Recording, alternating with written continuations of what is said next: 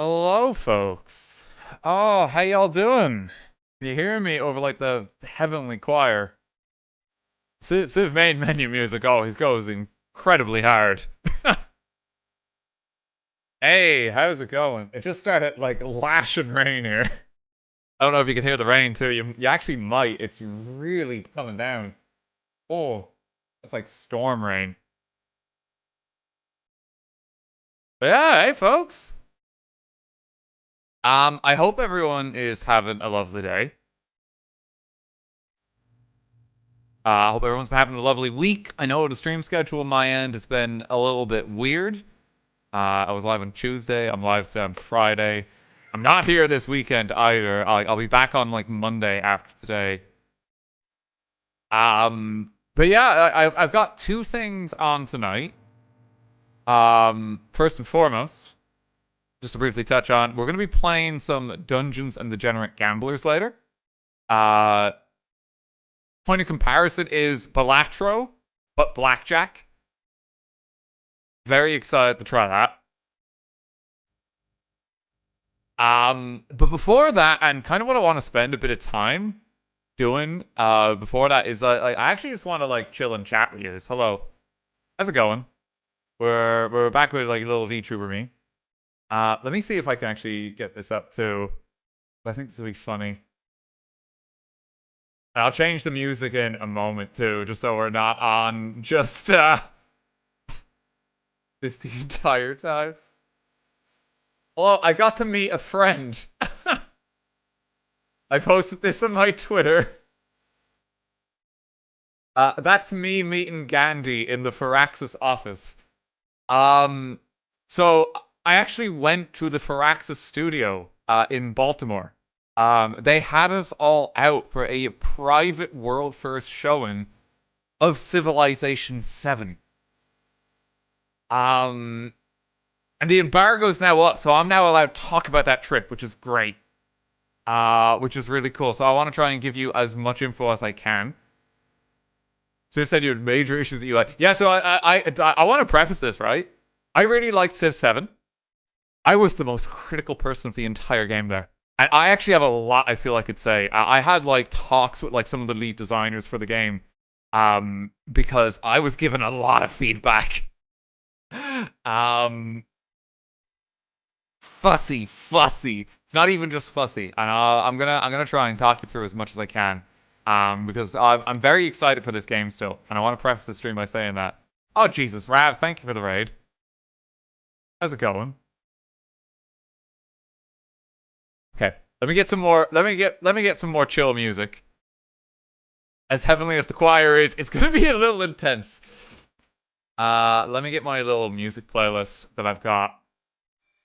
And we can just chill. We're gonna just chat a while. I want to tell you all about my 3 hours of hands-on time I had with this game. Give me 1 second just to get my music. Because this is gonna loop. And it's just gonna be too much. If we're constantly inquire. And I'll even like open up Civ 6. And I have Civ 6 open in the background. Just to even showcase some things as we kind of go here. Well, that's the wrong one. Hang on, let me just, camera.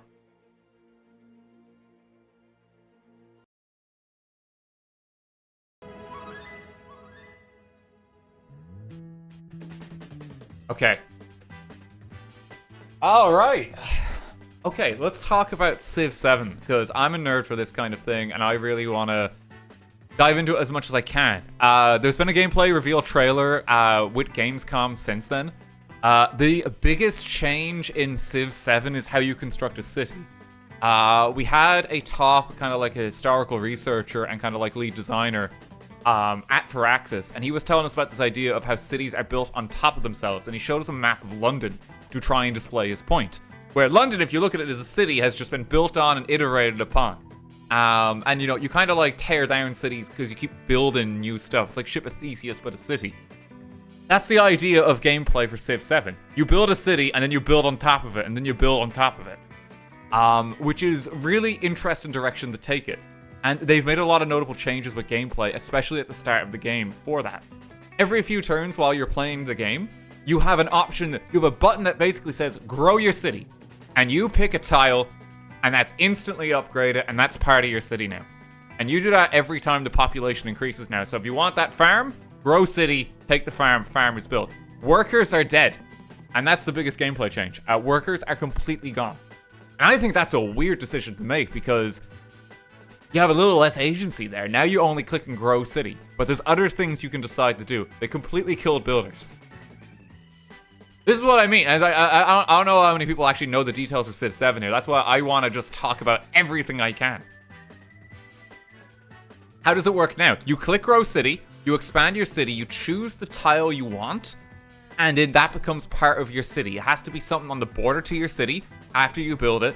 And do you know how the Australia has the outback when you build it, and you get this culture bomb effect whereby it captures the tiles around it? That's what happens when you grow your city now. So you place it down, and you then get the tiles around that tile that you just took. So basically everyone's a little bit of Australia, but in the base game now for Civ. Which is really different. It's really different. What else is really different is, as you advance through ages, your civilization buildings become obsolete. And this is again a huge change. So there's 3 eras of the game: Antiquity, Exploration, and Modern. Buildings you build in the Antiquity era may become obsolete when you actually go to the Exploration era. So if you build like public baths or like this like basic ass farmstead, that may be irrelevant by the time you go to the next era. There's distinctions on buildings between what is a basic building and what is a timeless or ageless building. Ageless buildings will persist through the ages, whereas other ones are simply temporary. And you'll get to this point where you then proceed to the next age and you have to basically build some equivalent of what that structure was.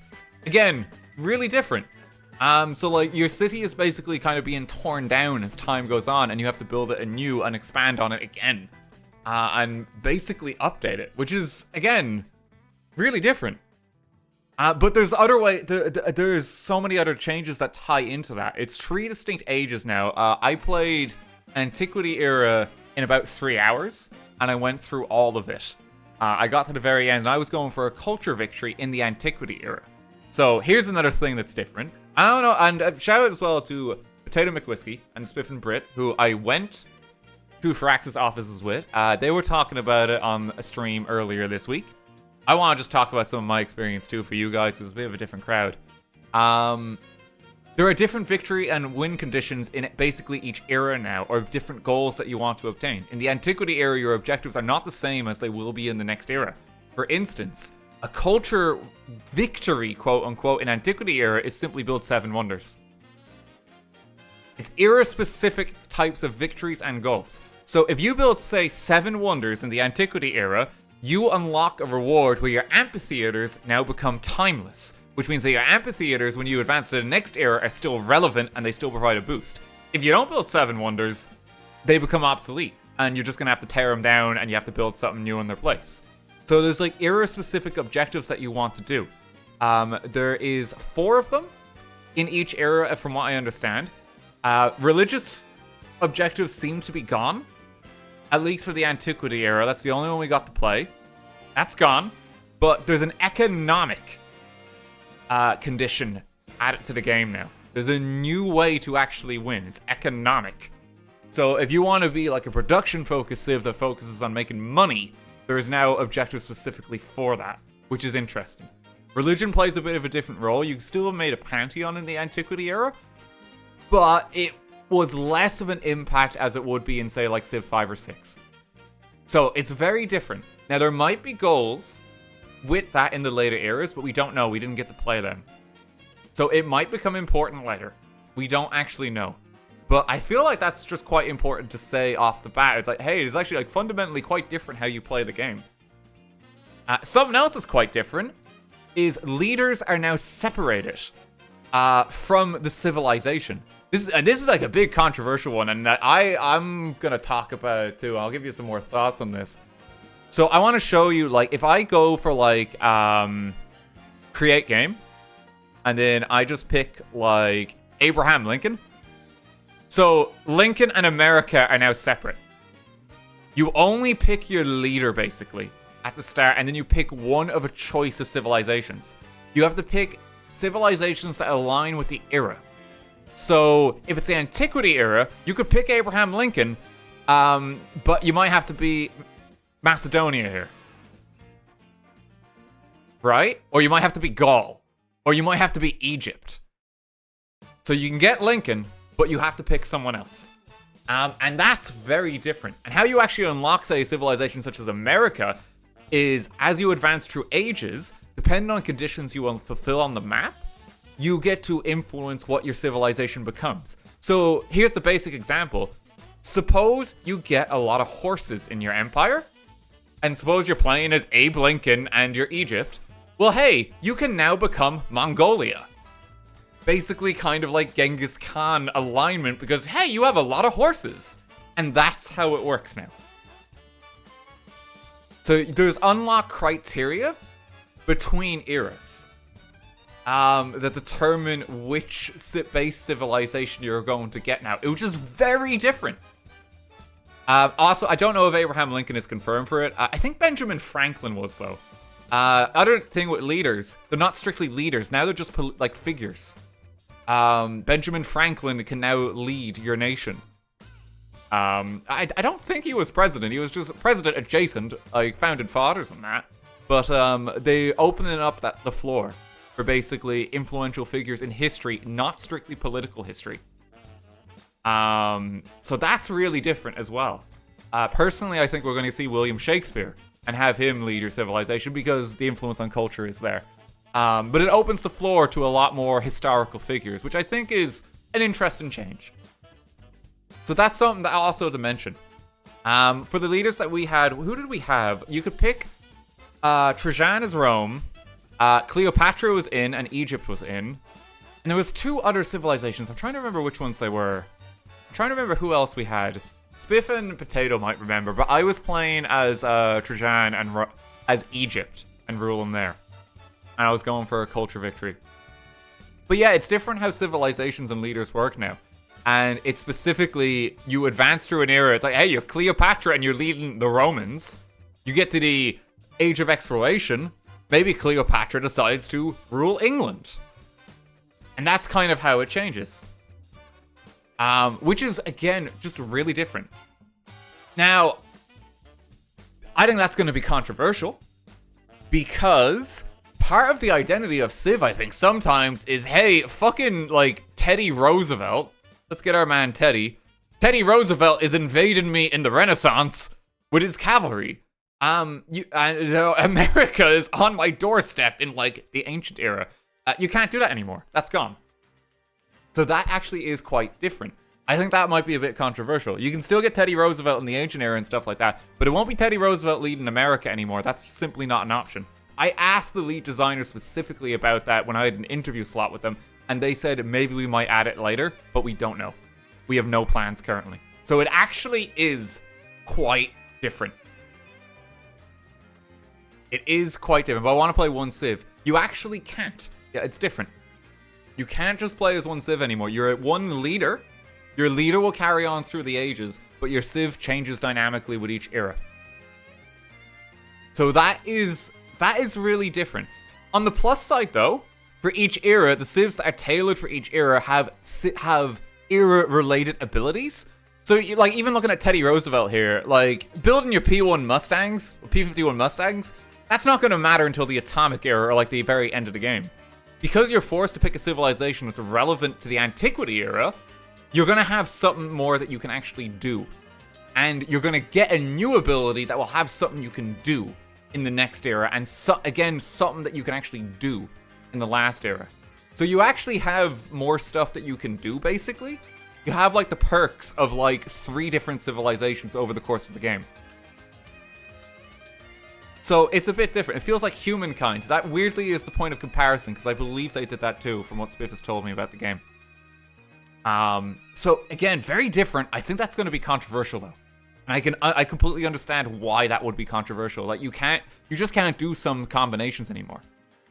Like, if you want to be Canada and, again, steamroll people in the medieval era, tough shit. Canada wasn't really about, you know? Or, like, the modern nation of Canada, you know? It would be a different faction that you would have to play until you get there. Which is a big change. That's a really big change. I'm trying to think what else. I think the builder being removed is very controversial. Personally, I'm of the camp where I think we should keep the builder, at least for the Antiquity era, because the logic and the reasoning from the devs was purely, we removed the builder because we felt like it was a lot of busy work, especially in the late game. That was the reasoning. And I agree on that, but I think in the early game, a builder is really important. Because a builder, especially in the early game, is very defining for your civilization. Like, I'm going to claim those gems. I'm going to claim that luxury. I'm going to get these fish resources. I think it's one of the biggest degrees of agency that you actually have in Civ. And I think removing that is a bit of a weird detriment to the game. Personally, how I would have liked them to do it is have a builder specifically for the Antiquity era and then maybe remove it later. I think that would be a better change. And I think with how the eras are structured now, because basically you hit like a loading screen and you kind of like reset it once the era ends. And it's like, okay, let's stop a moment and start over, is how it kind of feels. Or at least that's how they described it. We didn't actually get to experience that because we only did one era. But that's how they described it's going to be. I think it would make more sense to have a builder for Antiquity and then you just remove it later. Because I think that gives you as the player more stuff to do versus just grow city, grow city, grow city. What else? Speaking of cities, you don't actually build new cities anymore. You build towns. You start by building a town, and when it's a town, you can only purchase upgrades for that city via gold. You have to then spend extra money to make it a city and unlock production for the city. Yeah, I'm trying to explain a lot of information here as well. Someone might want to take like Spark Notes or something here to summarize. I'm trying to describe as much as I can. I'm going to just load up a save game I was just playing as John Curtin here. Just in case I can showcase some more stuff as we go. But yeah, you build towns. And then you choose to upgrade them to cities later. And the reason you might want to build a town is just to get a bit of land quick and not necessarily then upgrade it. It's just kind of like to hold down land until you're ready to develop it proper. Which is different. It is a bit different. And it's like you can also pick specializations for cities. Now, I found specializations for cities did not matter too much. You can pick like, hey, it's a farm in town, or hey, it's you can pick up a farm in town, or hey, it's a mine in town.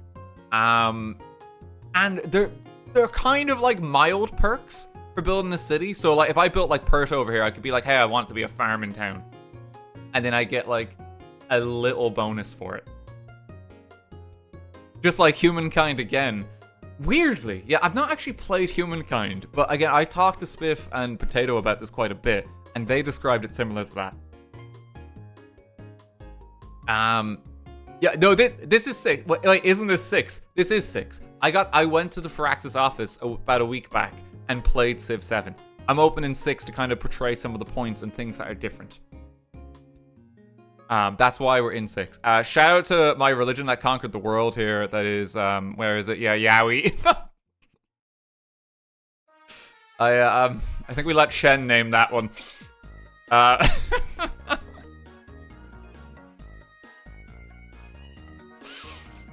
Anyway, shout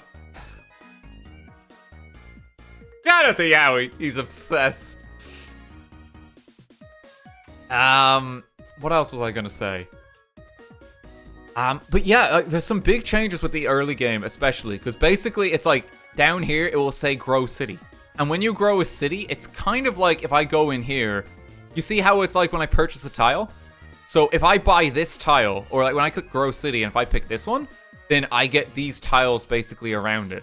Up until I think like the usual border for a city, I think it's about 3 tiles out still, but that's kind of how it works. So if I was to buy this tile, like if I click grow city and I pick this one, then hey, I've got these tiles around here now too.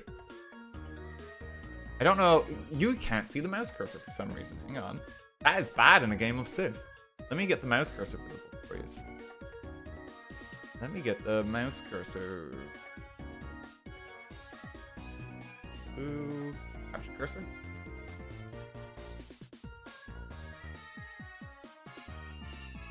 There we go. Okay. I can explain this a bit better now with the cursor. You need it for a game like Civ. But yeah, so if I was to like grow my city and take this tile, that expands to all these tiles here. Is basically how it kind of works. And you click grow city every time the population goes up one. Because there's no builders, any upgrades on the tile are basically upgraded when you grow it out to it. And you kind of claim it. It's more or less how it works.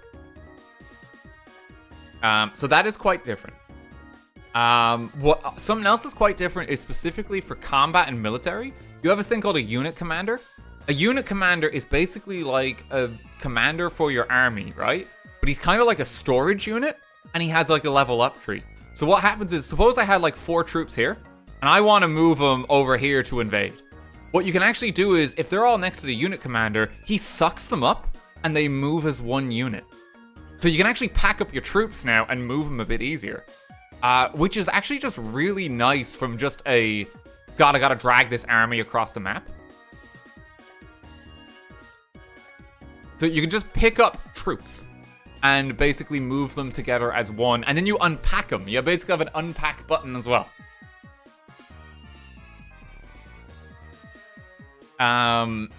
Which is a nice change. And the unit commanders too get like they have their own kind of little upgrade trees where they'll have like a bunch of perks and that they can get. So it's not kind of similar. Like you'll see, like, I mean, I can't really do it here, but you know how like troops will have like you choose which upgrades they want, like they're better on land or better against things in hills and shit like that. Basically, you get a perk like that. But it's for the unit commander, and you have a little tree, and you get upgrades for them, and they kind of help your troops in their vicinity. So that's a big gameplay change specifically for combat. It's nice that you can just hoover up your units and just kind of move them together, and I actually really like the idea of that. It made war feel a lot more involved. And speaking of making war feel involved, and here's a huge change.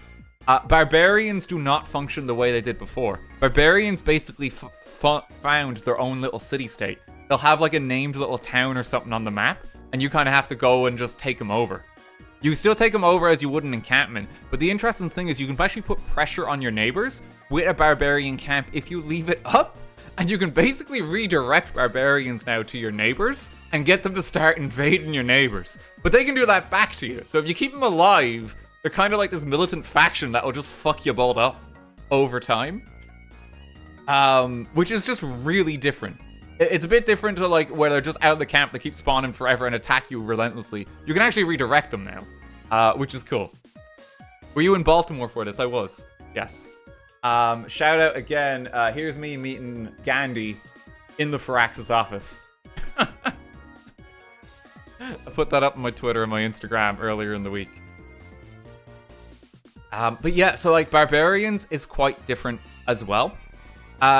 Skill trees and talent trees, and like, basically your skill trees and like your civics trees look really different because they're limited by era. So I would say like for the Antiquity era, like it kind of like ends here.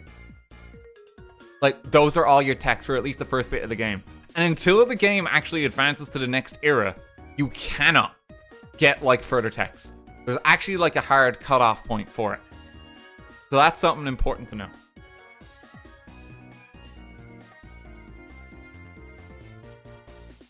And that's different. Are you allowed to play Civ 7 today on stream? No. But I'm allowed to talk about it. And that's what I'm doing. It's very different. In a lot of respects like that. It's more regimented by the eras, I feel. They kind of taken on some board some of the stuff from like the expansions for 6, where you have these eras. And just, I think there's still golden ages and stuff like that too. You can get like a dark age and trigger like bad consequences. You kind of want to get the better ones though, because they give you more perks, especially in later ages. Again, I was trying to rush culture, and the culture objective was just build world wonders. If you do it, your amphitheaters last forever, which again, good little perk. What else did I want to say? In the early game, it feels like with the Barbarians that you actually kind of have to make a military, but it's also more fun to manage a military in 7, I would argue. You know that feeling in Civ games where it's like, I just hope no one attacks me, and if no one attacks me, I'm just going to build wonders forever and just try and win the game without an army? If you do that in 7, you just die now. You just die. Which honestly is a good change, because it means that everyone gets an army you kind of have to build an army or you're just fucked. You will just die. What is mastery shown in tech trees? Yeah, so techs will have like a sub-tech. So if I go to archery, there'll be like an extra thing where it's like, hey, we can make it a little bit stronger is kind of how it works. Mastery techs are a thing that as you go through the tree, specifically for the science ones, I think the science victory condition was, there was a thing called a codex, and you want to build as many codexes as possible in the antiquity era, and that determines if you get the science goal for the era. And the codexes are mostly achieved in those mastery kind of skill tree talents. So if I pick like, if I get like archery, there'll be like a sub little mastery talent here, or like a little tech to research, or like writing, and there's a sub tech, is kind of how it works. So that's different too. Government stuff is still in the game, but it's greatly simplified. It's not really divided by policy type. You just have policy slots. I think that's how it was. You can also assign, I think, luxury resources a bit easier to specific cities. There's a whole resource management window. But I say I think there, because my biggest critique of the game, and I'm sorry to say this, but even the designers know, I think the UI is shit. I think it's straight up just bad in 7. They went for a minimalist, kind of like Breath of the Wild aesthetic. That's how I would describe it for Civ 7. And you know how things are like quite lovely color-coded in like Civ 6 here? Where you can see, it's like, oh yeah, like blue for science, purple civic, and like here's your fate, here's your gold. Yeah, that's all gone. That's just all gone. And it's kind of a pain to find anything and actually navigate. I didn't know some features were in the game because I simply couldn't navigate the UI for the 3-hour session I had. And I think it's a weird choice to make. Now, I'm hoping, play devil's advocate here for Firaxis, they are going to fix it in time for release. But I'm worried because they're actually doing a simultaneous console release for Civ 7 that includes PlayStation 4 and past generation consoles. So I don't know what they're going to be able to do because that's like a real old cycle release. Yeah, like, and that, I don't know how much you can realistically do when you're trying to release it for old hardware.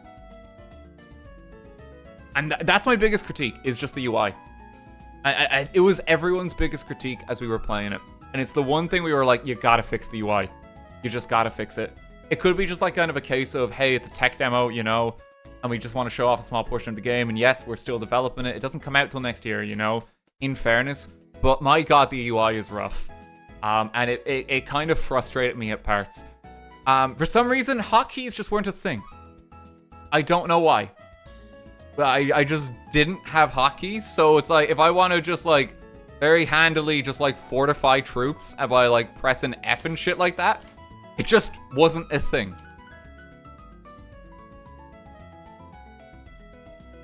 These guys are already asleep. I have to, I think, like, if I wake them up. Yeah, so like, hotkeys weren't a thing. But I think you could move with WASD, which actually is a bit of a change. So you at least had that. People have been requesting that for a while, because you have to use arrow keys currently for the camera, or just drag to the edge. But yeah, bit weird. Do leaders have their own powers, and if so, the era-based? So as far as I could tell, the leaders just had their own power that's kind of unique to the leader. And I think it's more of like a continual thing. It's more so the civilizations that were era-based. So like because you only play as, say, like ancient Egypt in the antiquity era. So you have the perks of ancient Egypt. When you advance to the next era, you're someone else.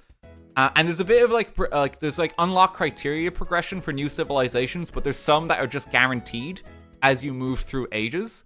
So it's like, oh, what was the one? Like, I can't remember what the exact example was, but it was like if you play as the Romans, like you have like modern Italy or something like that. It's ones that like make sense through the era and they just kind of stay consistent. But you can unlock other ones and wildly pivot based on what you actually encounter in the map. So again, the example they gave is if you get a lot of horses, you can just become Mongolia. Which is cool, and I actually really like the idea of that. It does change the identity of the game, I feel, and some of that Civness, where it's like Teddy Roosevelt's invading me with his cavalry in the Renaissance, Because that can't happen anymore. Yeah, America is just not a thing in the Renaissance. But at least Teddy might still be able to invade. I don't know if Teddy's confirmed yet. I hope he is. Benjamin Franklin's in. We know that at least. But yeah, there's quite a bit there. Like, I really enjoyed what I played. I think that's like an important thing to say, even with those criticisms. Again, I had a big chat with like the lead content designer and like a few of the lead devs while I was there, and really just tried to like kind of grill them for a bit of info and like chat to them and give a bit of feedback. Like, I think the biggest thing is the UI just needs to be fixed. There's just no negotiation, or it's going to be miserable to play. I'm uncertain about the builder change. I'm uncertain about the identity. But the game is really fun, and I've really enjoyed it. It felt different, but it still felt like Civ. And Firaxis said that they have like a design philosophy when we were there. It's like they try and do like 33% new content, 33% iterations, and 33% kind of corrections, I think, is what they said. Or like core experience of what Civ is. But I would say absolutely for this game, it's like 50% new. It's quite a bit more new, and I think the jump for this from 6 to 7 is much greater than the jump was from 5 to 6. With that said, I would say that Civ 7 is a bit closer aligned to 5 in terms of aesthetic. It had a bit less of a cartoony vibe that Civ 6 has. Bit less. It felt a bit closer to 5, but it looked gorgeous. It really looks pretty. Like, I'm gonna see if I can just get like a little side-by-side. I mean, there's been press images for Civ 7 already, so let me just like even grab one of them.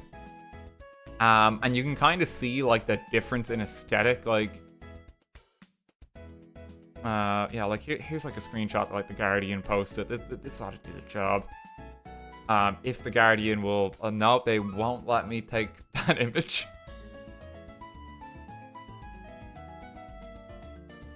Okay, yeah. This will do the job. And display. Like, you can see the difference in aesthetic here. Like it looks gorgeous. It's like one of the biggest things that strikes you with just the graphics style is like how pretty the game actually is. This is just like a screen cap that was posted to the subreddit from the game. I think this was from like the trailers.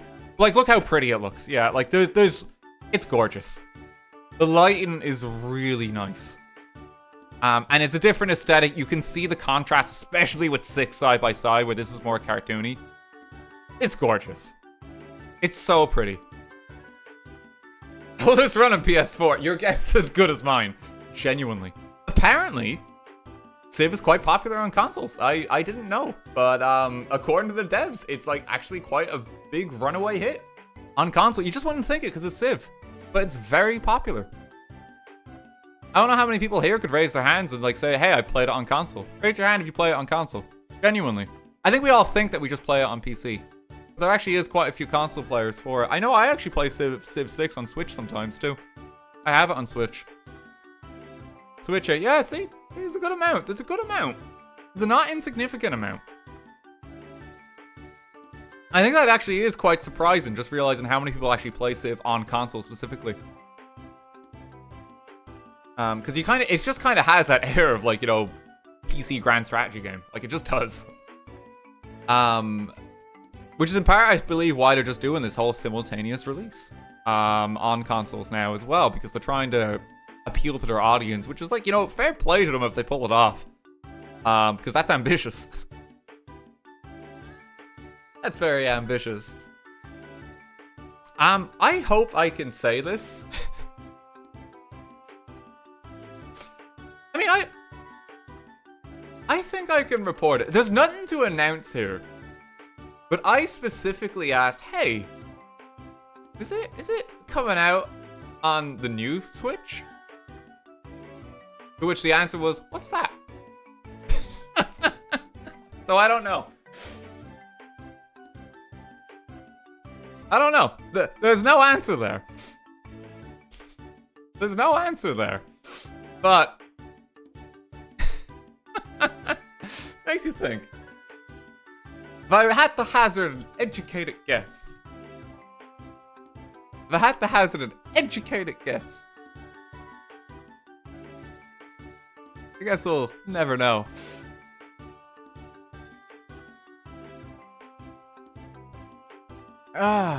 Sneaky. But yeah, I was very cheeky about that, but obviously they were not going to answer that, and that is completely understandable. People are working on all kinds of projects there.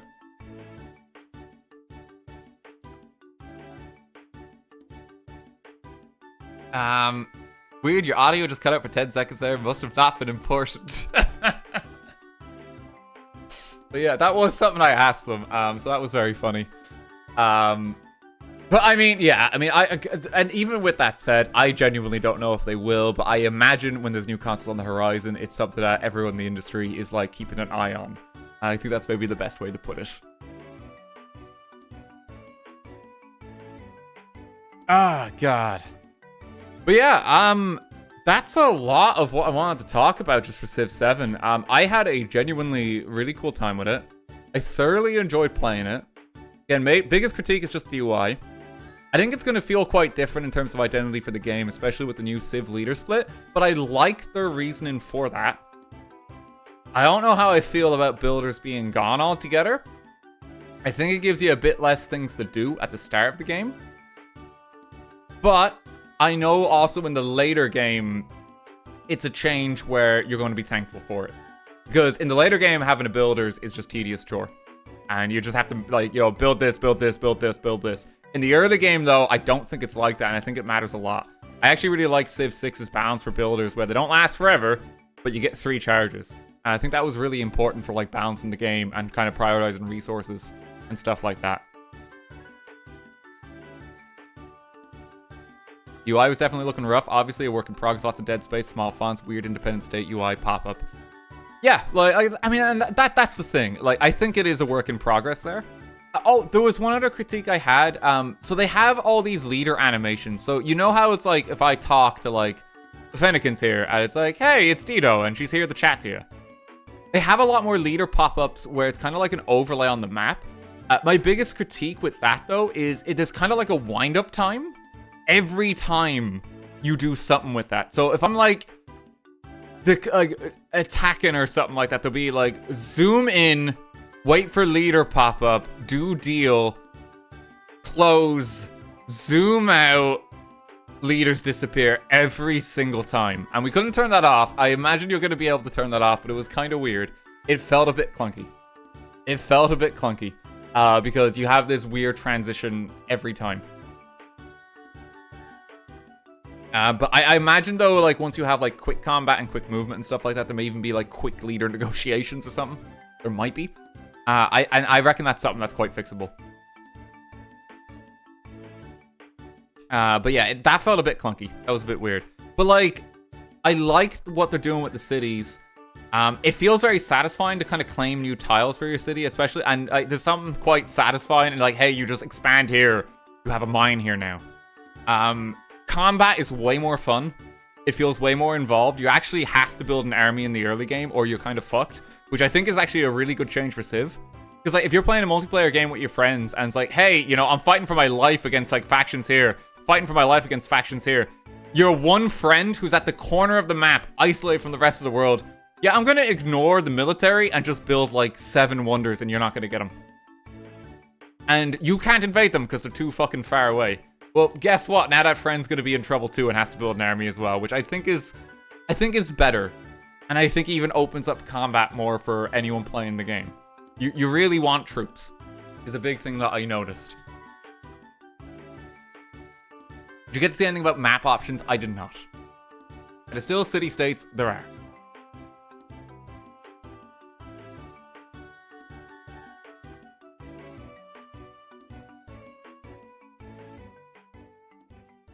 Oh, God. I'm just reading chat a bit now, to see what yous are saying. If there's any more questions. Can you give it a grade for now? I wouldn't give it a grade. I think it's weird to give it a grade, but I am excited to play it. I'm absolutely going to be playing it for, like, at least 50 hours. And that feels weird to say for like Civ games, but Civ games are slow burners. It's not really like, you know, you just play one game. And the gameplay loop was still satisfying and still felt like Civ, and it made like it produced the good chemicals and shit in my brain that I get when I'm playing Civ. And I still got that feeling with Civ 7, and I'm looking forward to playing it more. Whether I will prefer it to the other Civs remains to be seen. If you must know, Civ 6 is actually my favorite Civ. I've only played 6 and 5, but 6 is my favorite. I was very quickly taken and smitten with 6 when it came out.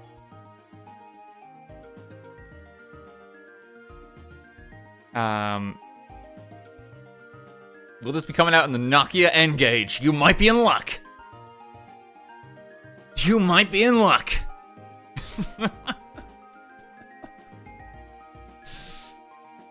Oh, God. Are the AI any better? The AI did feel a little better. I actually did have a war. And the AI actually had a built-up army and tried to invade me with it. I was able to kind of swiftly annihilate them still. But they did feel a little more involved. Oh, and that's another thing as well. You kind of have it here, where it's like diplomatic favor is a thing. But now in diplomacy, if I want to just talk to like China here, and like, hey, you know, we should set up embassies, or hey, we should get like some agreements in place. You actually have to spend, there's a thing called diplomatic points that applies to here now, that you gain as you play the game. And if you have more points, you can actually get like slightly better deals in diplomacy, which is really interesting. So you can actually be a more diplomatic Civ, and if you play it that way, you get more perks when interacting with other Civs, which I actually think is quite a nice change. I think it's a bit stronger than just like stockpiling these for like election votes, which matters like quite late into the game. This is kind of a thing where it's more active and you can actually spend your points. That's cool. Yeah, so that's quite like a nice change as well. And I forgot to mention that one as well. But yeah, you kind of have like a diplomacy resource that's much more active in the game. How do you like the navigable rivers and inland cliffs? They're really fun. Yeah, I really like them. You can just kind of, yeah, you can like go up rivers and shit now, which is just cool. Are there still 2 research trees for science and culture? I think there was. I'm trying to remember myself. I'm pretty sure there was. God, why can't I remember that? I'm pretty sure there was. I'm pretty sure.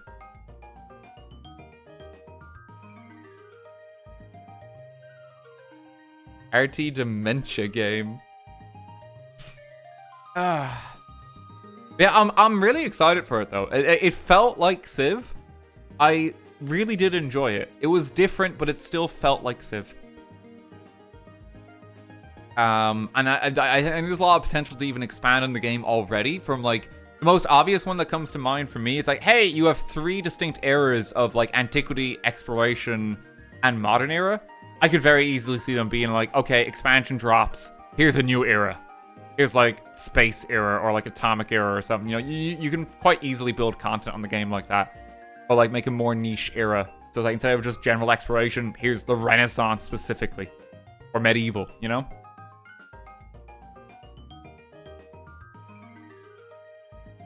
How the fuck did Swift get Infinite Gold in 3 hours? No, he got it in like 30 minutes. We have to like give that to Spiff. Like he broke the game in like half an hour. And like the devs, even the devs were like, how the fuck did you do this? Like it was funny. The man works quick. I don't know what to tell you. That was funny.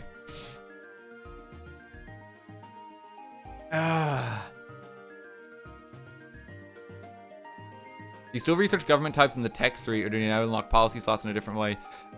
So it was like more general policy slots. Like you just have like block, block, block. I don't really remember seeing like types of policy. In the Antiquity era, at least, I didn't see government types. Now, like, it could be there, but in a different era. But I don't know for now. Like, I didn't get to see the full effects of some aspects of the game like that. Like, for religion, for instance, I only got to make a pantheon. I don't think I actually made a religion. I think it was just a pantheon. I didn't really get to see much past that. So there could be stuff there, but I don't know.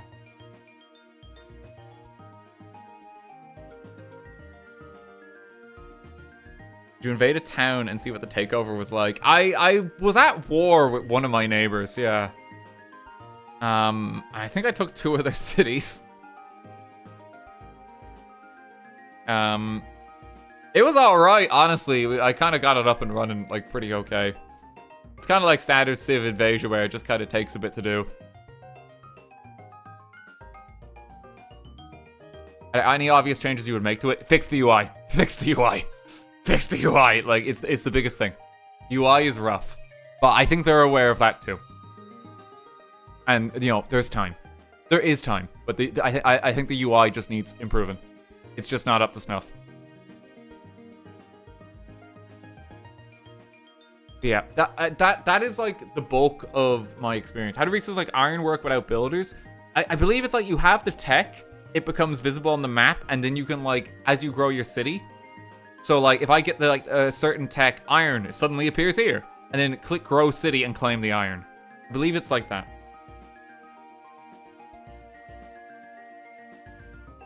Anything you'll miss from 6? It feels different to like the district system. I've always been a big fan of the district system where it's kind of like you pop it down and like here's like economic hub, here's like harbor hub. You know, here's like science or like religion hub. I've always been a big fan of the system that 6 has for that, especially like the terrain adjacency bonuses. It feels very different there with the emphasis now just grow city, grow city, grow city. I will miss it like that. I'll miss some of the visual flair from 6, I think, as well, because I think 6 is definitely more cartoony, but I like the cartooniness. Now, with that said, Civ 7 does look gorgeous, though. It does look gorgeous. But I'm always more of a fan of kind of bright and colorful aesthetics, personally. But that comes down to preference.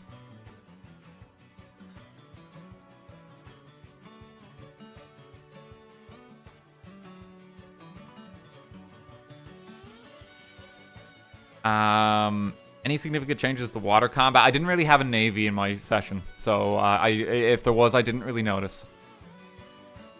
I had a lot of like kind of archers, and I was at war with like my neighbor and just fighting barbarians a lot of the time, or independent barbaric city-states now, or whatever you call them, which is different. As someone who's never played any Civ, is it hard to get into? I would argue for Civ 7, and this is probably a strength for it, it's probably easier to get into. Especially at the start, because there's a little less to manage, and you're just kind of growing your city and picking what looks good. I would say it's easier to get into the new one than the past 2 games have been.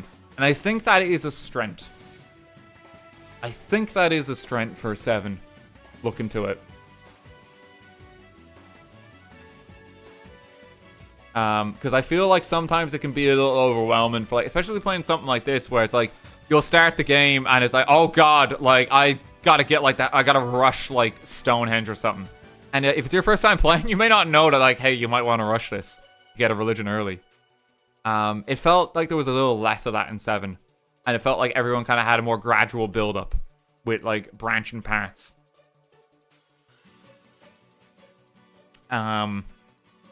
How was the learning curve of going from this to that? It was honestly okay. Yeah, because again, I only had like a 3-hour session, but I got like a culture win in my 3 hours for the Antiquity era. I met the culture objectives basically, which was basically build 7 wonders. That was like the objective.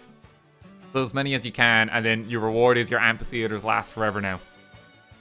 I found it quite a smooth transition. It was a bit of unlearning and untangling my brain, just being used to the elements of 6, but I think that's for any Civ game. But no, I found it a lot easier to pick that one up than I did, say, picking up 6 for the first time from 5. And again, I think that is a really good strength of 7. I really like that about it, that it is just like, you can pick it up a bit easier. I think with the nature of how distinct the eras are too, it almost makes for these very natural points to take a break when you're playing a game. For instance, and maybe even to put it in perspective, I, as Mr. Content Creator, already have it planned in my head that, hey, if I'm streaming Civ 7, which, spoilers, I'm probably going to be streaming Civ 7 when it comes out. I'm going to do a stream of the Antiquity era, and then a stream of the Exploration era, and then a stream of the Modern era. And it's like really digestible chunks in that sense. Whereas I feel like the breaking off point for 6 and 5 is a bit more blurred. Because everyone's advancing to eras at kind of like different points, you know? Yeah, I feel like it's way more digestible. And I honestly think, you know, and I think anyone who plays Civ a lot here will notice feeling, you know when you start a game with your friends and you get 4 hours in, you're having a great time, and then you just never play it again? I feel like you're going to have that less with 7. I feel like you're going to have that less, because I feel like it ends a bit nicer and it starts a bit easier. So I think that is a plus. I think you're actually going to get to the end of the game more when you play with friends. And I think that is a strength.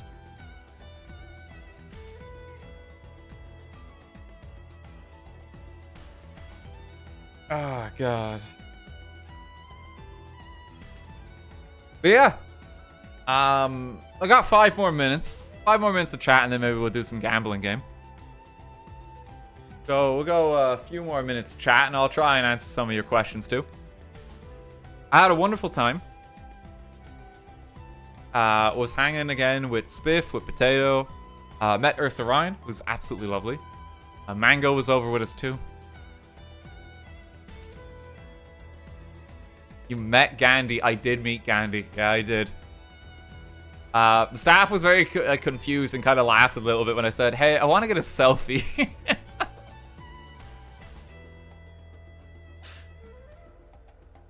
Oh, I have something else as well, and I wanted to decipher this on stream. Okay.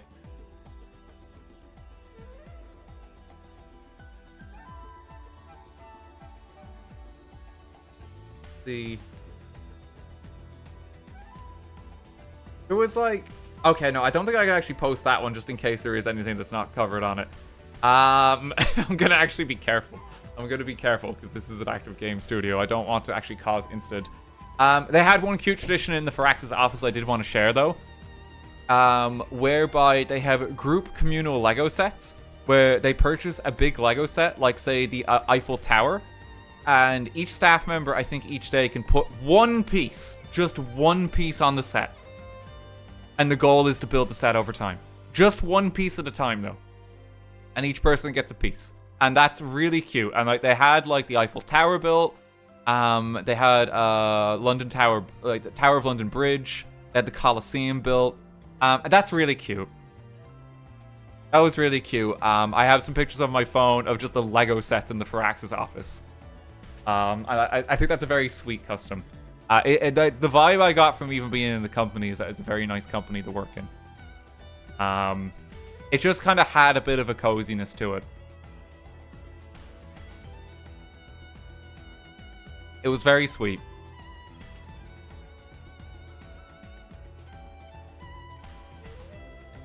Building the bonsai tree at the moment. That's a banger set. Yeah, have fun with it. Considering we saw Buganda as a modern age civ, do you think what the new system means we'll get more obscure civs without recorded leaders in 7? I think so, especially because they've opened up the idea of who a leader is. Because now it's just kind of political figure. And, you know, they've always kind of had that to a degree. Like, you know, Gandhi ain't exactly prime minister. So they've always kind of had that idea. But I think it opens the floodgates for who might be considered. And I think that's a good thing. So that should be cool. What if they added the lettuce? Oh, please, please, someone make a mod for it. Please. The head of lettuce, ruler of the United Kingdom. Please.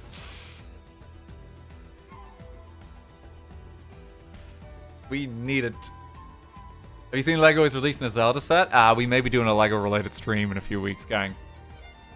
I may have pre-ordered something. Very excited for that. Very excited for that. What's the set? It's the Great Deku Tree. And it has like minifigure Link and Zelda in that too. And it's gorgeous. I'm probably going to do the Breath of the Wild one because like that and Tears of the Kingdom are like my favorite Zeldas. Have you seen the D&D minifigs? Yeah, I'm going to be picking them up. I love the D&D ones. They're really cute. I'm a nerd. Oh, God. What the leaders look like in Civ 7? They're a little less cartoony for like their depiction that you see in 6. And I would say they feel a bit more how they were in 5. But it's kind of like a cross of the two. But it's definitely less cartoony.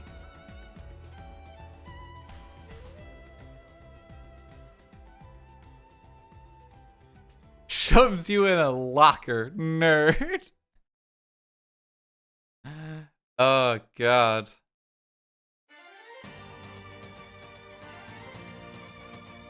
Any new maps? We didn't get to see any maps, sadly. I think we were all playing on the same. I think it was just continents, I want to say. I don't even know if it was technically that. But, you know, I mean, that's a standard one as well. That's not really unique. What Civ game got you into the series? I started with Civ 5. I don't know if people remember it, but there was a Humble Bundle way back in the day where you could get like Civ 5 and its expansions. And it was like dirt cheap at the time. And that's where I got it, and my friends got it, and then we all played it together. And that's what got me into the series. And then past that, it was like, oh, like Civ 6 is coming out, and then I really got into 6.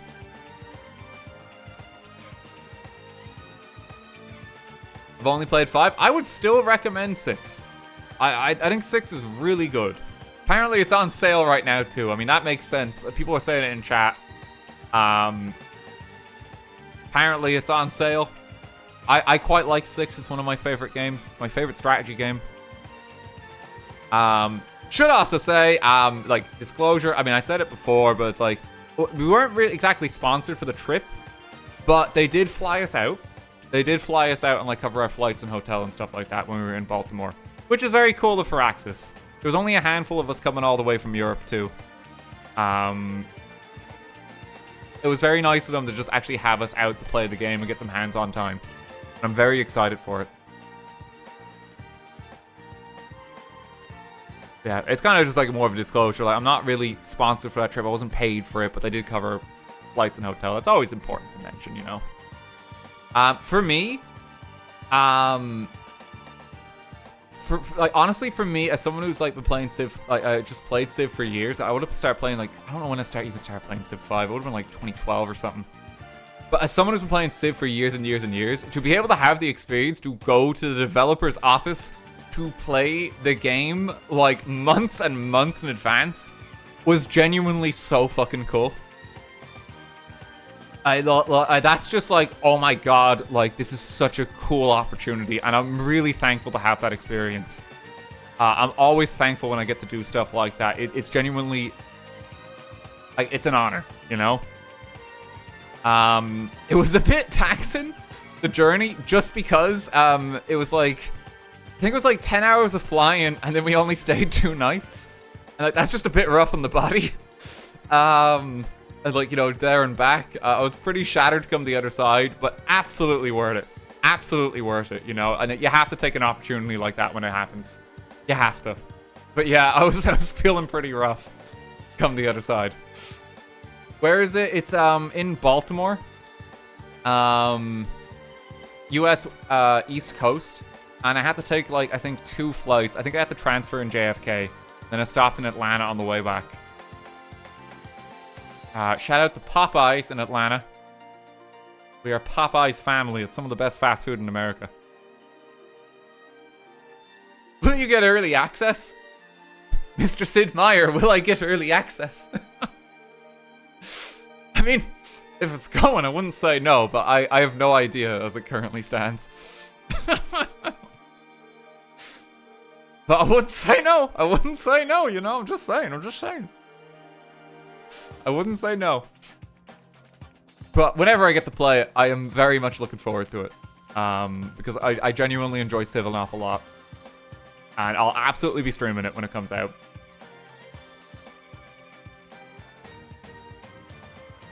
Is Sid Meier a real person? He is a real person, yes.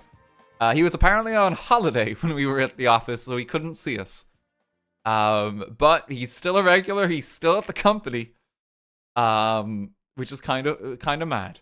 He's been there a very long time. He's real. I would have loved to meet him. We saw his office door.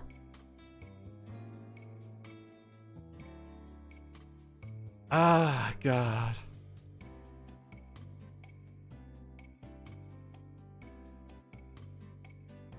But yeah, it was a very fun trip.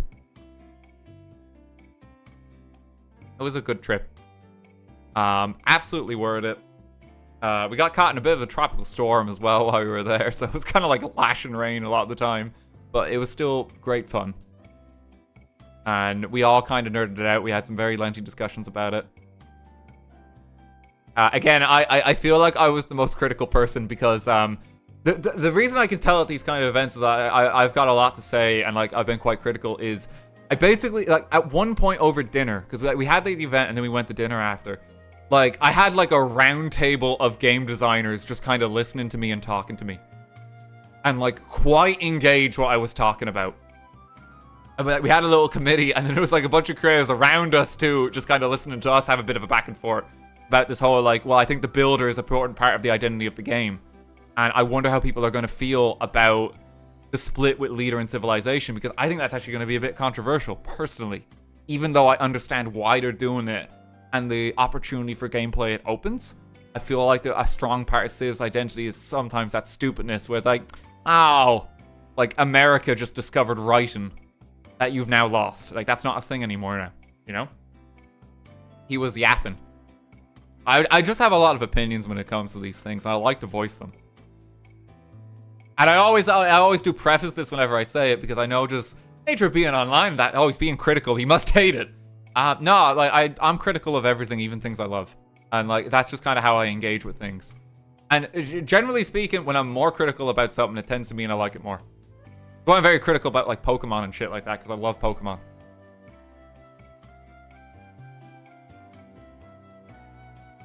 I'm a bit of an opinionated yapper.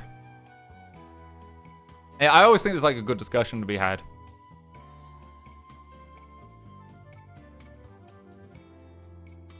Fans of the series are the thing's biggest critic.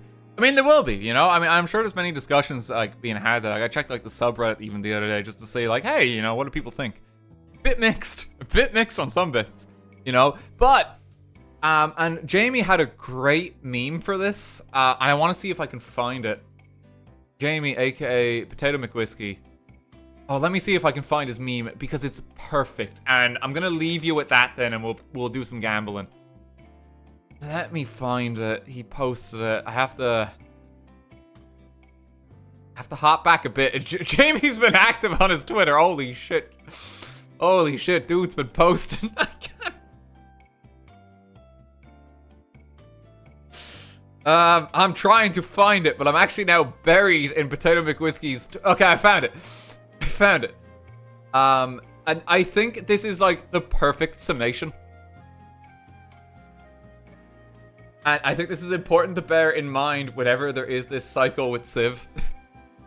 Disappointing, watered down, broken, hardly anything could top the latest entry in the series. Fancy graphics cannot substitute gameplay, but it's ugly anyway.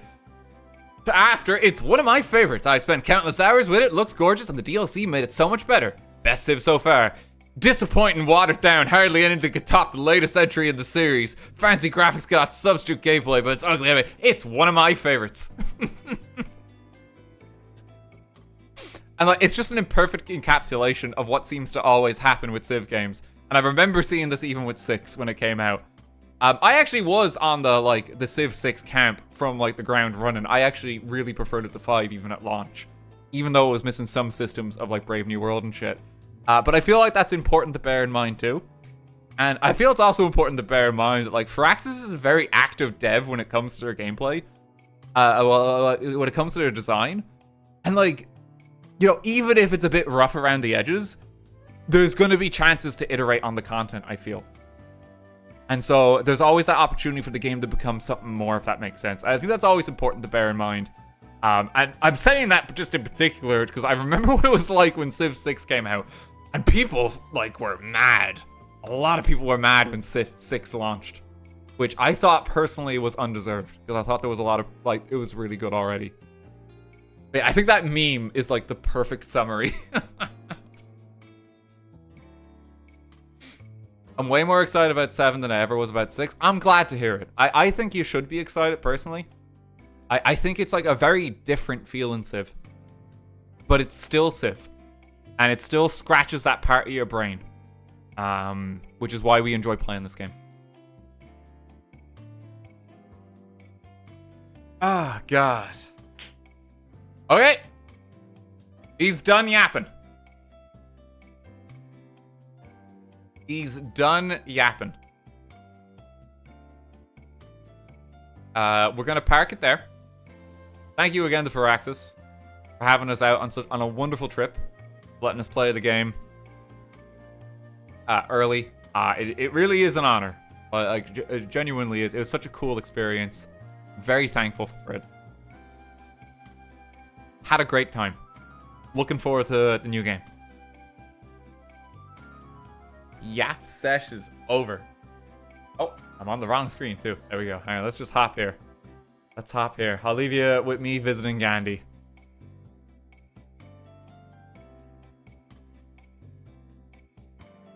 Okay. We're gonna gear up. We have another game I would really like to play that I've heard good things about.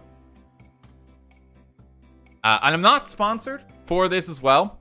But there is a disclosure I should make. This game is published by the Yogscast. Which, as a fair few of you know, I kind of have like a good relationship with. I have a lot of friends in Yogscast, you know. So there might be a little bit of bias, but I'm not sponsored. Bias streamer. I do have a lot of friends in Yogs, and this game is published by the Yogs. But I also do really want to play it. We're going to be playing... Let me gear up the audio. Get this together. I need to change my stream category. This is Dungeons and Degenerate Gamblers. A very simple description of this game would be Balatro, but blackjack.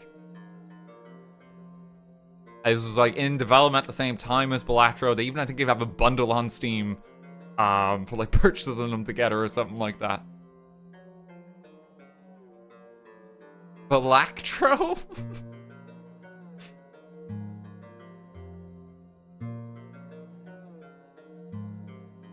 Balatro Jacktro? Close enough. Oh, I'm just gonna change my stream title to Gambling Smiley Face. Because that feels appropriate. And I am looking forward to trying this. I've not played it yet. Welcome to the Dungeons and Degenerate Gamblers.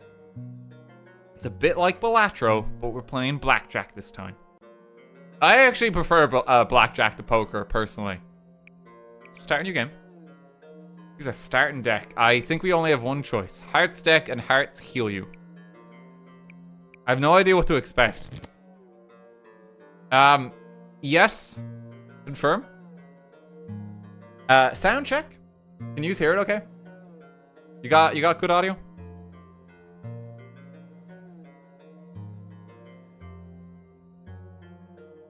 Can you hear the game? Is the game a bit quiet? I think the game is quiet, yeah. That better?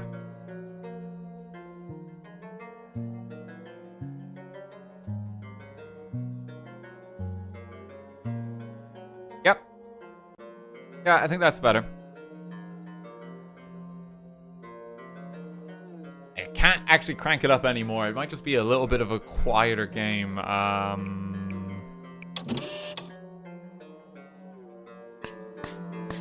Okay. I can crank it up a little bit. There we go. Is that too much now?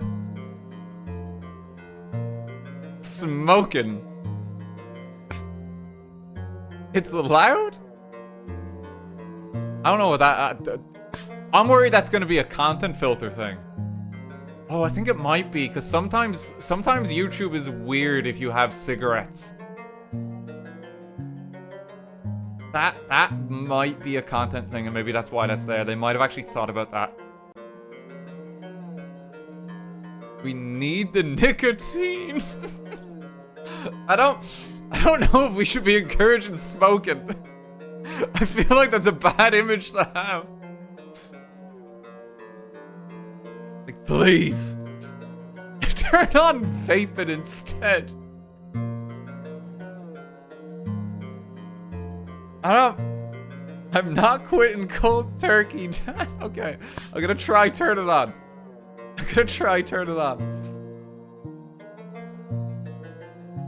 Chloe, if there's an issue with cigarettes on the screen, can you just pop like a nicotine patch on it? We should be covered now.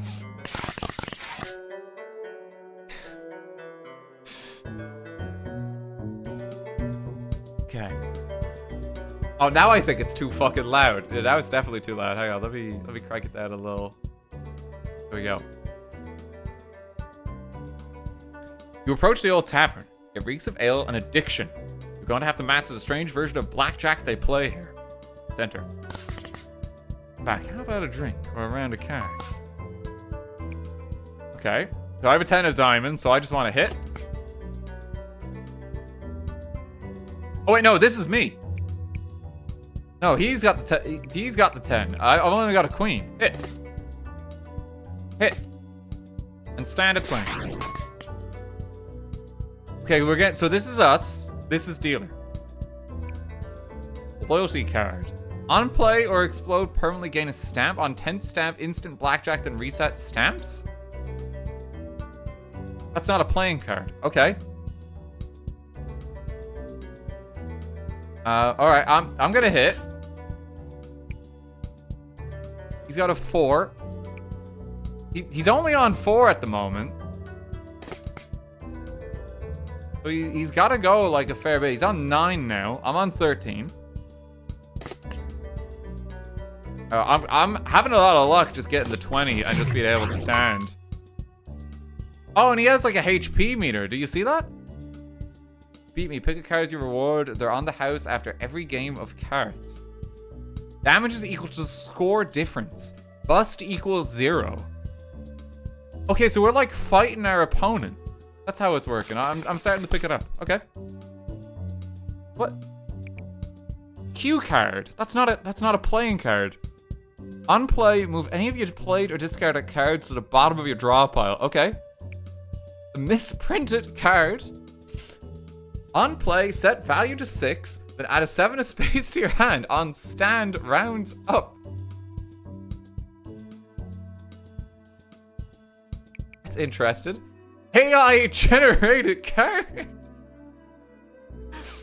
On play, randomly selects value and suit. Exploit, add a fresh copy of this card to your foe's side. Spend 1 advantage to it. I gotta take the AI generated one. Pay 21 chips to reveal this random special card. No, I gotta take the AI generated one. We have to. We're a gambling man, so we gotta gamble more. Gambler stumbles into you, eyes red from exhaustion. You have the time, they mumble. 8, you reply. On which day? Do you want to fight a bard or a drunk? We gotta beat up the drunk. I've had a few, but I'm always up for a game. That's a 13. Hang on, that's not a real... Okay, I mean, to be honest at this point, yeah, none of it's gonna be real. Alright, he's got a 13. He's standing on 13? Oh, but I guess he's drunk. I'm already on 18. Like, I could just take this. And just beat him. I mean, I feel like I just should. It's pretty good here. 5 damage. He's got 12 clubs. Okay, that just makes me laugh a little whenever I see it. Yeah, I'll take 19. That's 1 extra point. Wait, what is that? The rules card. On play, choose to set either max score to 20 or 22 for this encounter. What? Why would you choose 22?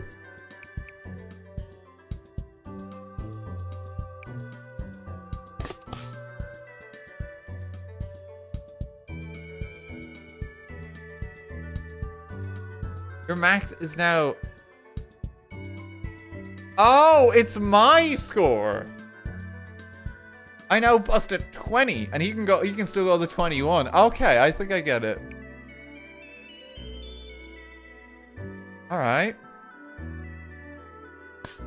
What's in my pile there? I can look at my draw pile. It's just hearts. Okay, hit. He's on 19. I'm just in trouble. Oh no, that's a lot of damage. Okay, give me a king. He's on 19 already. Oh, I'm getting my ass handed to me. Oh, the AI generated card is -2. Oh no.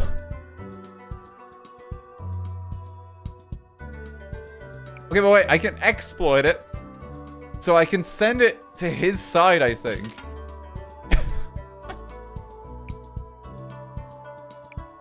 Advantage is gained from unique chips and is meant to play cards from hand or to exploit cards. So I can lower his score a little bit. I could just get it a tie. I could keep exploiting it, but I only have so many of these chips, so I gotta be kind of like careful here. I'm happy to just take a tie. He really does stand on 13 and he keeps drawing 13, so he's just instantly done.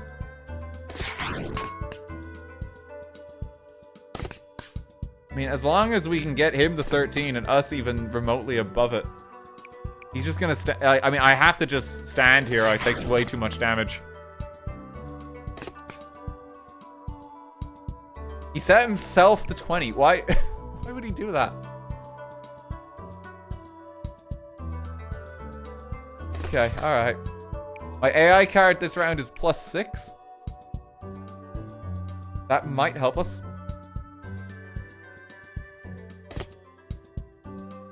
He now has to stand at 12 because he's drunk. Okay. But we got him for 6. Oh, this is still in his deck. Of course it is. So that's just... He's on -8. Oh, no. I've taken so much damage. I'm not going to make it far into this. Hit him for 2.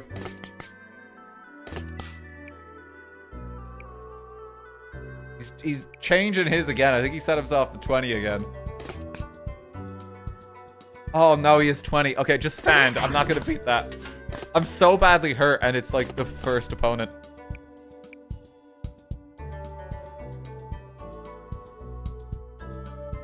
Stand on 17. Damage is taken. Shields are damaged before held. How did he get armor? I have to stand on 16. Hit me. Hit me. Hit me. I'm so hurt. I'm so hurt. Hit me. I'm gonna lose. Like, immediately. Hit me. How did you do 36? Wait, no!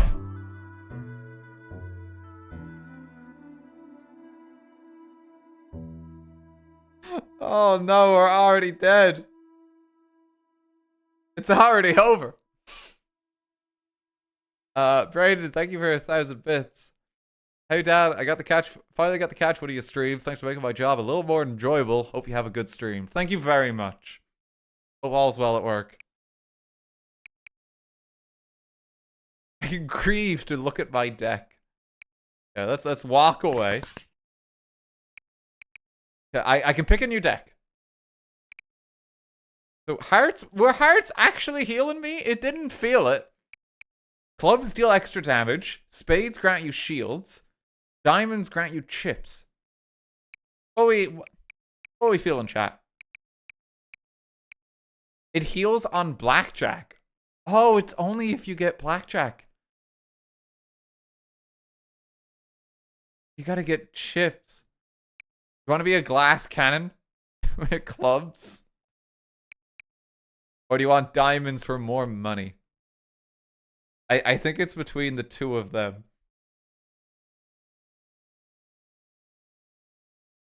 Money!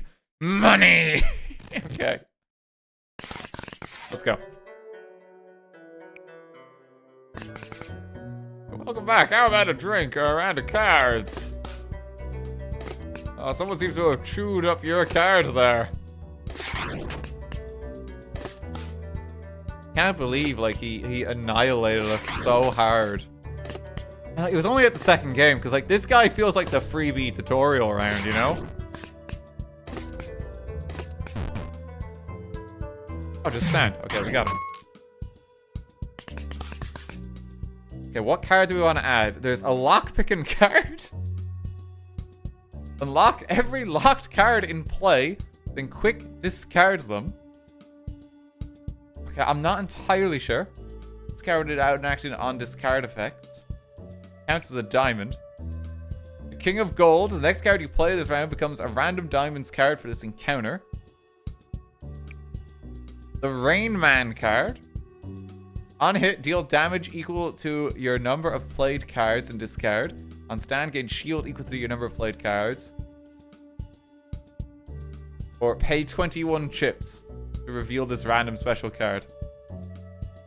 I feel like this one is always like a gimme, but it's like one of these other ones. So I think we should pick one of these three. Rain Man feels actually quite good. Yeah. Gonna meet the manager. Could you please put in a good word for me? I'll give you one of these chips to help you. Choose a unique chip to take with you during encounters. The effective chosen chip is always available. So I can get a big blind. I'm playing a card with value of 10 or more. Gain 1 advantage. Bargaining chip. Lose 10 chips and gain 1 advantage. Chip off the old block. Start with -1 advantage.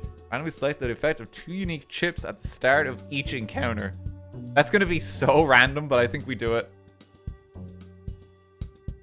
I think we roll the dice as much as possible and just hope that we win. Based on, like, random-ass dice rolls. We'll play against the Bard this time. Toss a chip to your dealer.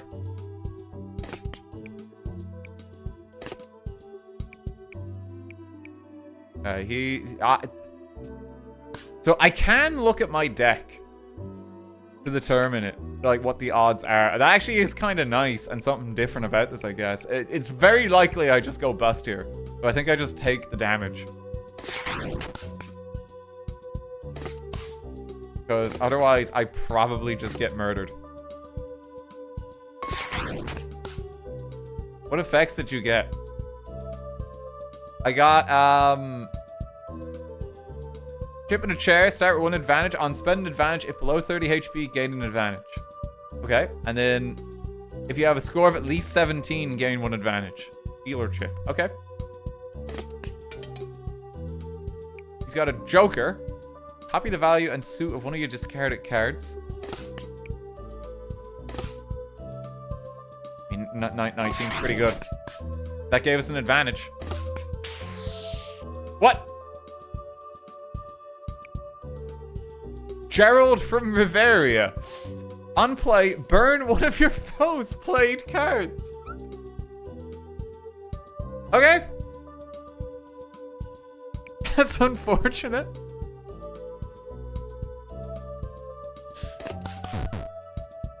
Oh, but he's bust. Okay, wait. We can inflict massive damage here. Now, don't get too greedy, though.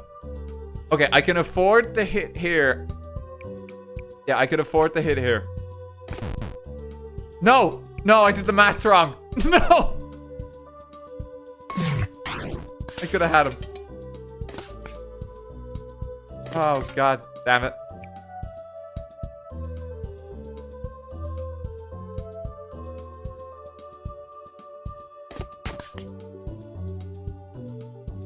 on. Oh, we got it. Okay, 21. It worked out. I'm making some continuous errors, but it's okay because we are getting there. He's got 20. I've got nothing I can use advantage effects for at the moment. He's already got 21. Let me just take the damage. Shit. Am I not going to be able to beat, like, the actual first opponent of the game each time I play? So, there we go. Okay, we got him. Will our hero prevail? Okay, we can get a Valentine's card, which is worth 14. On play, heal bolt players 14 HP. On discard, burn. That could be really good for keeping us alive. There's a trump card. It's handy. On play, it's an instant blackjack. On discard, you have to shred this card. Permanently remove it from the deck and this encounter. Oh, it's good, but it's only one time blackjack. So it might not always be good. Or a wild card. On play, change the value of this card to match the top card in your discard pile. That could be good. I think the Valentine's card is actually quite reliable, though. I think that matters more for us, because we're going to need the healing over time. Pick your poison. Have a drink. Play against another gambler. It's unfortunate the townsfolk call these gamblers degenerates when the truth is they're the real victims. Let's have a drink. Bartender offers you a choice of drinks. You can have a beer. On the house, remove a card, take 3 damage. A beer and a shot. Take 40 chips to add a loyalty card to your deck. Remove a card to take 8 damage. For the house special. Ooh. Okay. I think. Well, do you want to just go for like a Jaeger bomb here? Okay. It's not quite a Jaeger bomb, is it? It's a beer and a shot.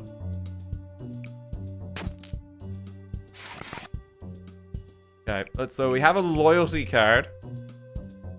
We want to just put stamps on it. 10 stamp will make it instant blackjack and then it resets. So that will be good over time.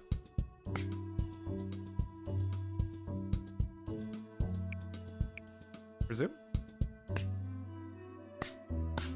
Oh, choose a card to permanently remove it from your deck. Sorry. I was misunderstanding. What do we want to get rid of? It's kind of hard to tell. What's going to be like the least helpful? Probably want like the 10 values. So we probably want to get rid of like the 9, the 8 and stuff like that. The middle cards. Yeah, let's get rid of a 9. Want to stay a night or gamble? What does staying a night do?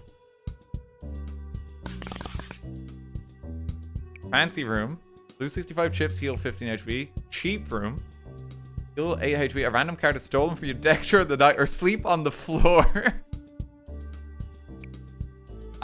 This could be good for thinning the deck. I think I want a cheap room. Okay, goodbye, queen. That's all right. Play against a poker player. Blackjack isn't my usual game, but it's quiet here tonight, so let's play. What? What did you just play? Ace up your sleeve. Unplay, add an ace or random suit to your hand. Oh no. Oh, but we still got you. Okay, 16. Okay, she's already bust. Just hurt her. Just hurt her. Don't mess around. If they go bust, it is so unbelievably good for us. And we just have to take it. Oh shit. That just healed her the full. Okay, wait.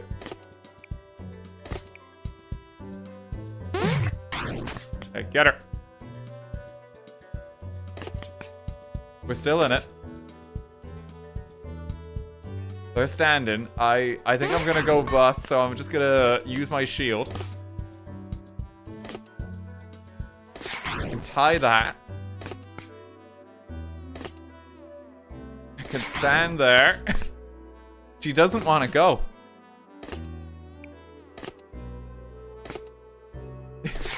We keep getting ties.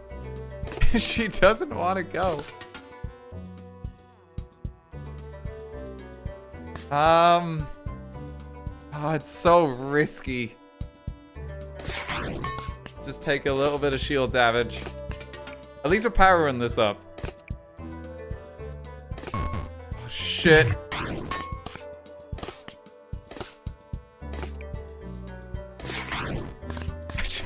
She won't fall over. She doesn't want to go. Come on. Thank you. Hit me. Hit me. No. Not like that. Hit me. Hit me. Hit me. Hit. Fuck. I'm in so much trouble. No. No. Please. 21. Please, we can do it. Please, I have to. She won't kill me, will she?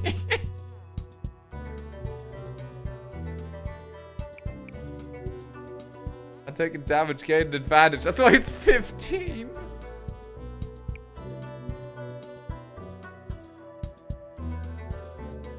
Hit me. Oh, hit me. Hit me. Hit me.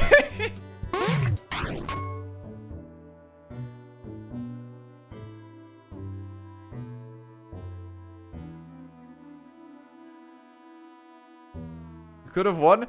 I could have exploited the loyalty card. I forget. I had 15 advance. Oh.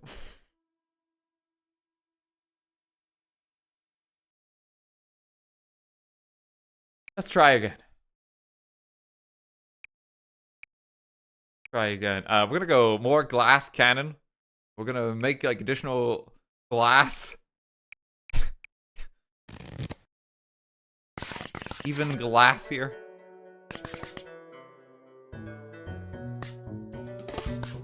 Go to the club. Okay, just if he's bust, just take it. What have we got? The misprinted card, an ST card.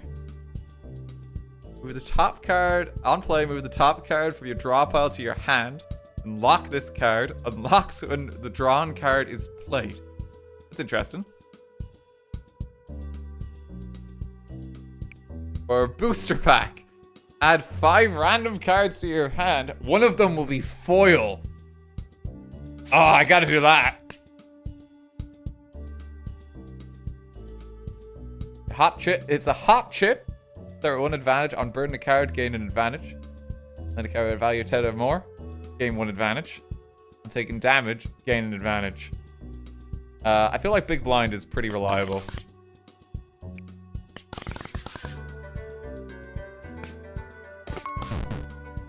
Okay, he's already bust, so we're just going through this.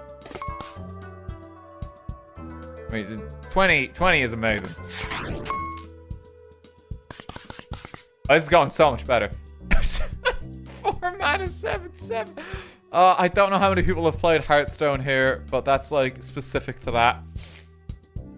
It's a bit of a meme of like a stat line of a card. Infamous in the game. It literally has an overload effect. Start of turn, if you haven't exceeded your bust limit, play a 4 of clubs, play a 7 of clubs to your foe's side. It's a 4 mana 7/7. You can't go wrong with it. This is a 1 of clubs. That's the saddest thing I've seen. Or the reverse card. On play, swap who hits first. I gotta take a 4 mana 7/7. It's a good stat line. Let's go to the counterfeiter. I want to modify a card. Use a standard non-face card from your deck and permanently increase its value by 1. Use a standard non-face card from your deck and permanently decrease its value by 1. I can make an additional 10. That seems quite valuable. Each increase or decrease costs 45 chips. Okay. I'm gonna put the 8 up as well.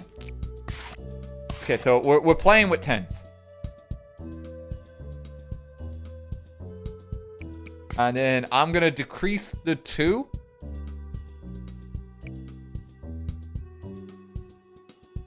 I could make them 11s, couldn't I?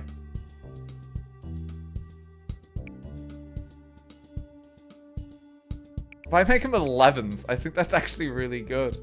I could also just decrease this. Okay, let's make that a 1.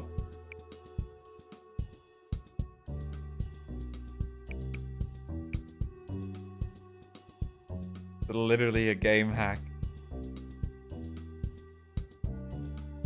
You only need 1 ace.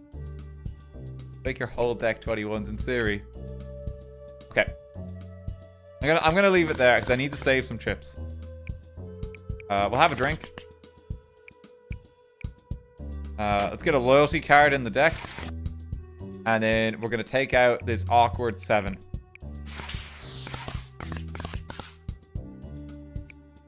Shop for 4 cards or play against the janitor. Let's go to the shop real quick. Get well soon card. Play block and take a damage 3 more times. Heal 10 HP and burn. Pretty good. Lucky 7. On stand, you have at least 3 cards with a value of 7 in play. Gain 77 chips. I don't think we're going to get that. King of the Hill. On play, instant blackjack if this is your only face card in this encounter. That could be good. That could be really good. Or suit yourself. Change the suit of any card in your draw pile to any normal suit for this encounter. Let's take King of the Hill. Okay, we'll play against the janitor now.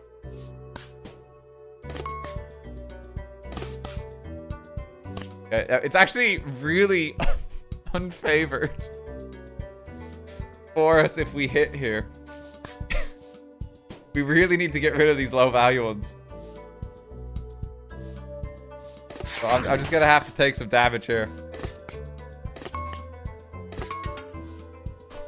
I'm also probably gonna take damage here.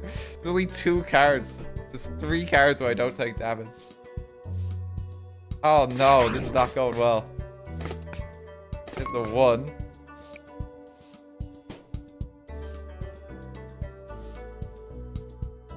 Currently have 300 fate. Oh no, it only works if these don't exist. I think.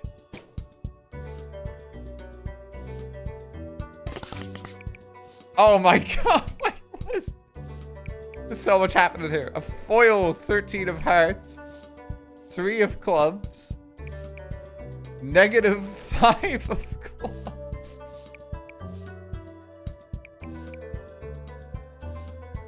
And a queen. Okay, wait, I can play the -5 into the queen, I think.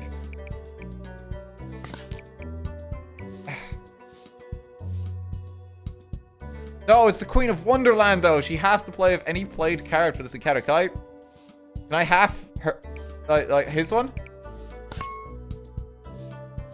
Yes, I can. Half is 9. So now we have it perfect. And we stand. It's gonna play a key card.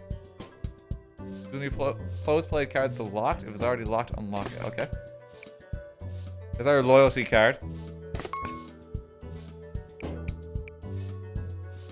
Set value to a random value to a random value from 6 to 10. Okay. We're good there for now. Stand here. It's 2.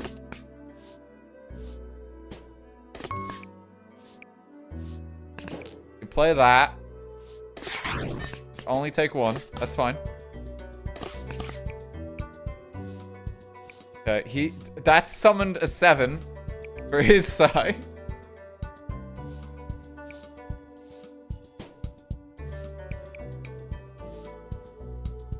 Oh, there's the cigarette. Oh, we're just gonna need a nicotine patch.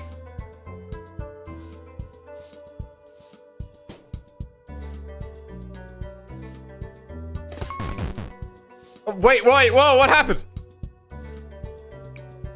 Oh no, it summoned this.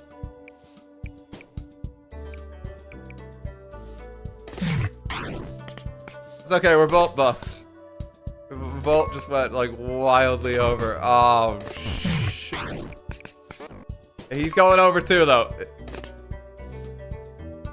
Use a card at the half its value. Yeah, fuck your 5. Stand here. He's only on 1. Played is 13. Oh, no! He got 21. Now he has shields and he healed. Get him.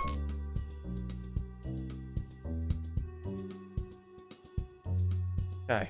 We're still in it. You can add a yellow card. Mark one of your foes' played cards a yellow card, then add a red card to your draw pile. The red card will play for any of your foes' played cards are marked with a yellow card. 1 of hearts or a +2. On play, play foes' top 2 cards. That's going to be really fun because that's going to really mess them up. It's got to be +2. I think we need to keep playing. Oh, there we go. Clean start.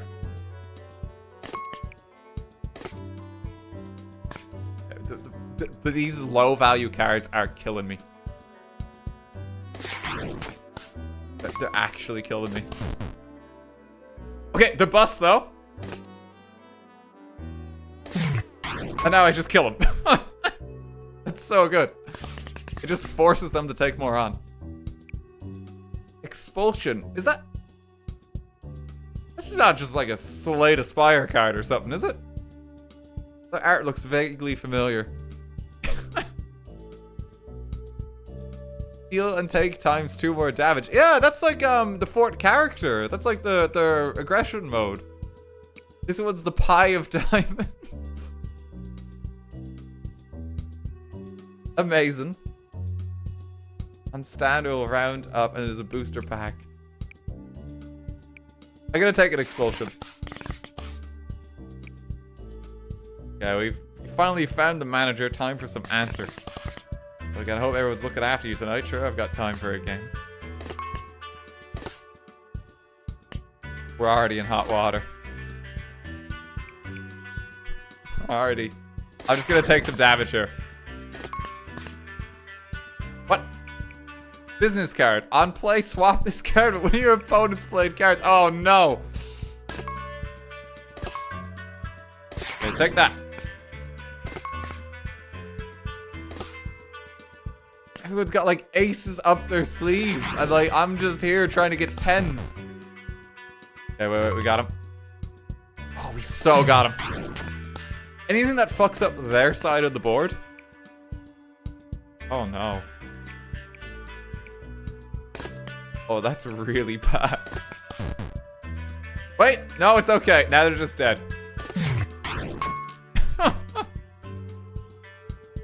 Who's in charge? I've never met him, but I know they're on another floor. Here, you can borrow my elevator key card. You want his business card? Swap this card. That might be good. That one was really powerful. I think you get the pick. Or the radiation detector. Turn a random card from a foe's played cards into a radiation detector. That just makes something of theirs a 13.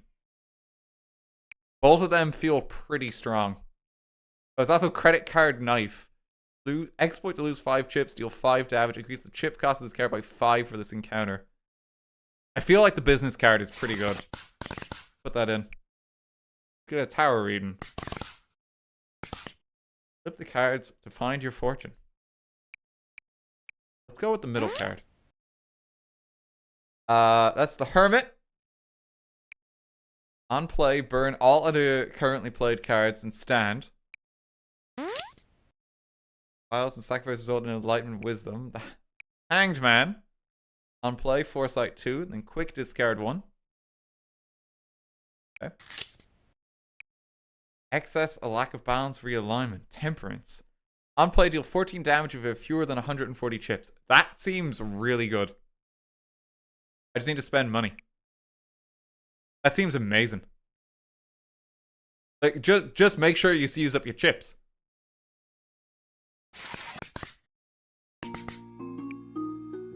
Pick your path. I'm gonna go to Jack's Tavern, Blues Lounge, or the basement. You get to pick branching paths.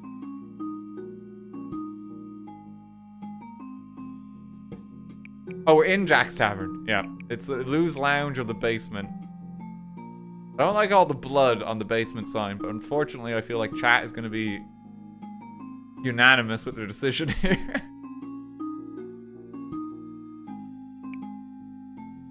Okay, let's just go into the basement. You arrive at a dimly lit basement and brace yourself as you step in, clutching your hastily assembled blackjack deck. What, you thought there wouldn't be rats in the basement? Oh no, it's a giant rat! He's the one who makes all of the rules.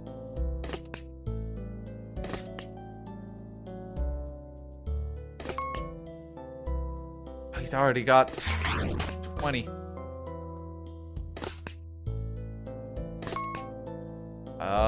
This is so bad.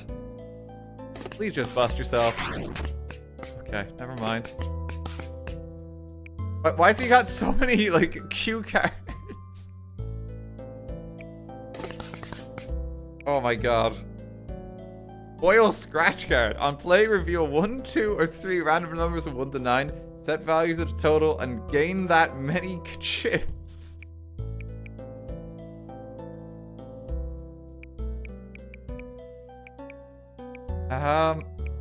You know, I kind of want to scratch it.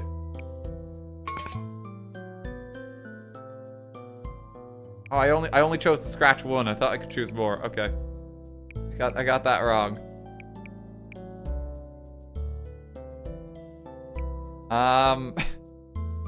If I play the ace, that'll get me the 21.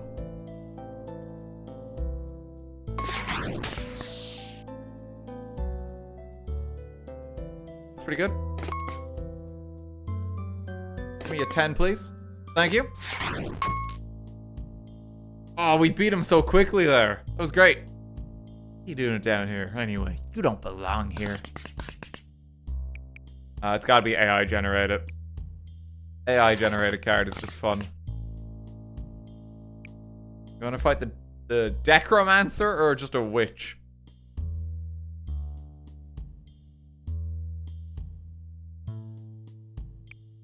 What we feeling?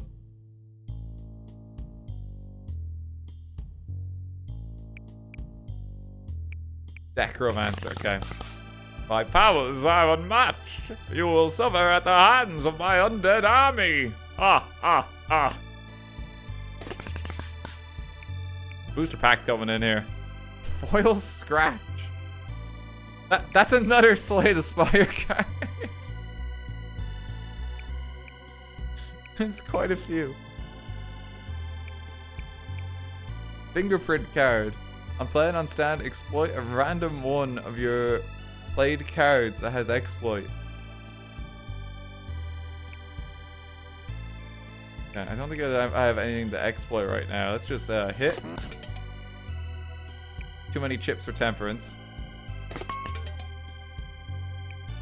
Yeah, he's kind of going all in at the mo.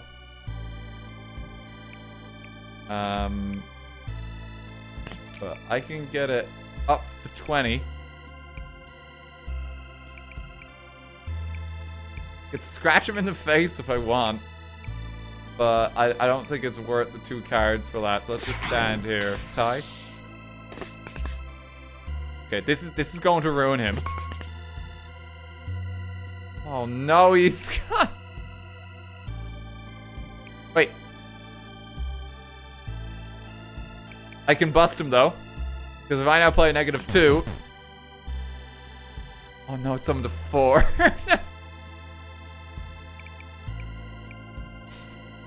I'm not good. I'm not the best at math.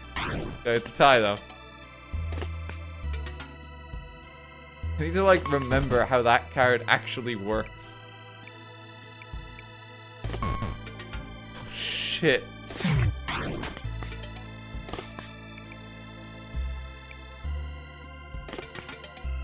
That's -3.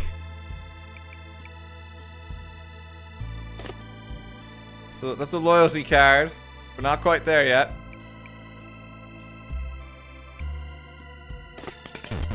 That's a +2. I just need something with a value, please. I don't want to have to play one of my 10s here. It's a 1. And we got the expulsion, so now it's gonna do double damage. Okay, alright, we got something. We got an ace, but that could also be a 1. I think we hit again. Okay. Okay, this is pretty good now. So there we stand. And hit him for 40. We got there in the end, but that was such a long round. Just kept going. What's in the deck? These will all, like, I mean, only the business card doesn't make me go bust. So I'm just gonna scratch him in the face, and apparently that's killed him. Okay.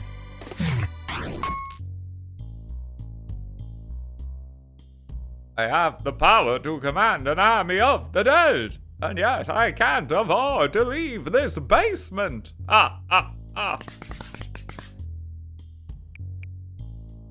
You want a 0.5 of diamonds? It's a half of diamonds.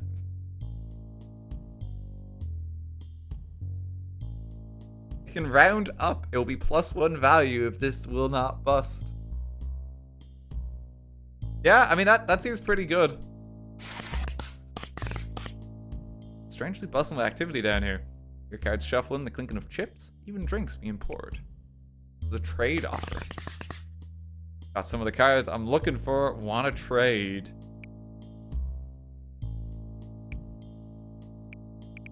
I mean, I don't really want most of these cards.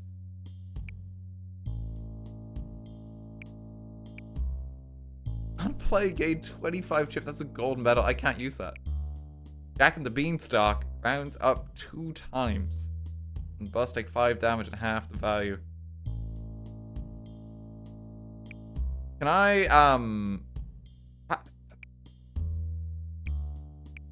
do I click these to, like, switch them? Shit. No, that made the trade. That's the one I did not want. Okay.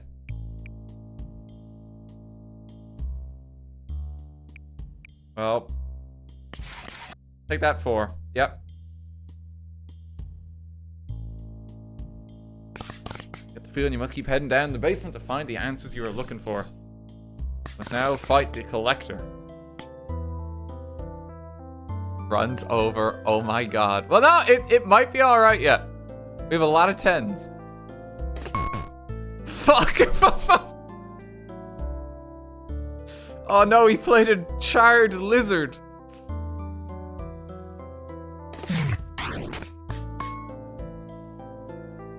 Oh, now I have one too.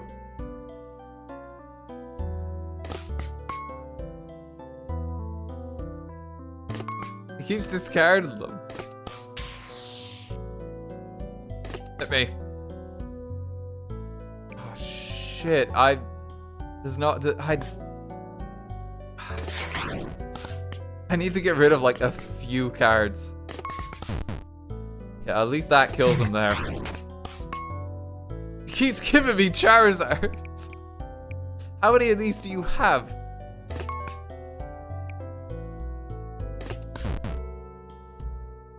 Okay, wait. I just win. I've already won. I don't think there's any need to even hit. He's dead. I have to keep searching for better cards. King of Hearts. Wild card. Or Diamond of 6s. I already have a score of at least 15. Gain 6 chips. Oh, but that's 6 itself. That's so unlikely.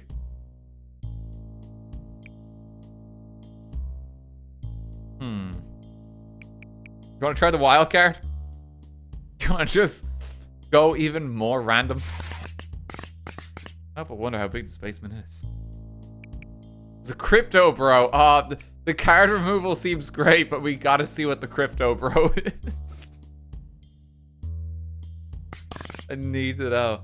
Hey, I've got a line on a coin that's about the moon. Trust me. Are you in? Buy a chip coin for 150 chips. Okay, oh god, keep an eye on the economy. Keep an eye on the economy. Oh no, my investment. Go up. Go up to the moon. Okay, it's going up. It's going up. There, just sell it there. Perfect. Yeah, that's pretty good. Nice profits. That is amazing. We're never going to be able to use temperance for a while because we have so many chips. I can buy like everything here if I want. Okay, buy a half of diamonds. I can get a charred lizard. I feel like you gotta get it. Calamari game card.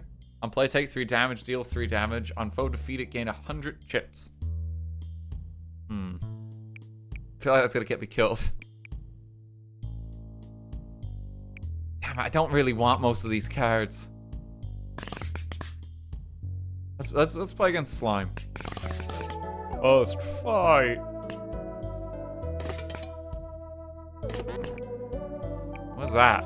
The victim card. On taken damage, +1 value to all of foes' played cards. Oh, damn, he's good. I'm just gonna take damage here. I'll take that. God. Wait, okay. Alright, I can salvage it. If I go -9 and then 13, I think that is right.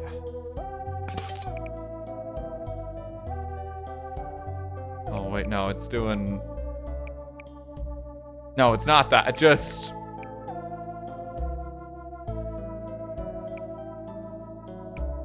I'm gonna get him for 1 over.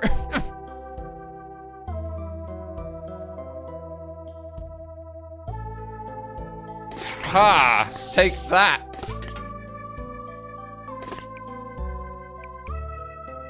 I want to keep him in play or sell him. I think I want to keep him.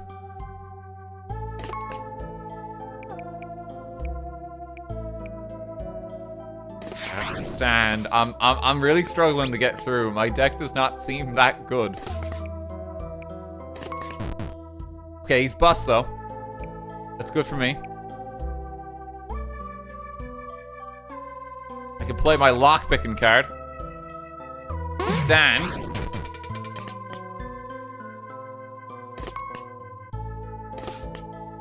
A half.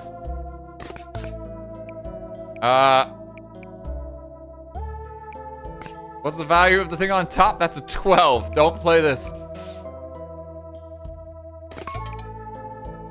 Oh, this is so good. Now we get 21. Tie it.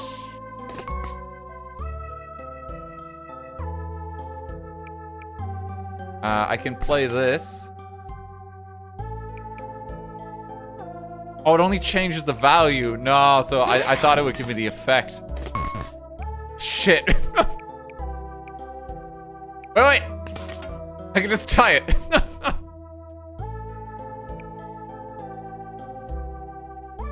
Thank God for that. And then if I play the 13...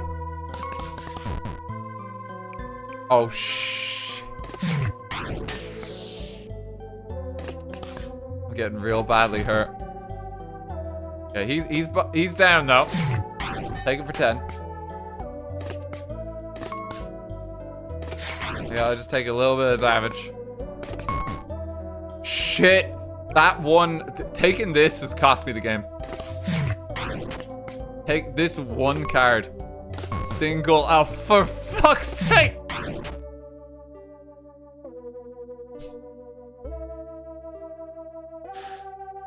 Keep pulling the 13!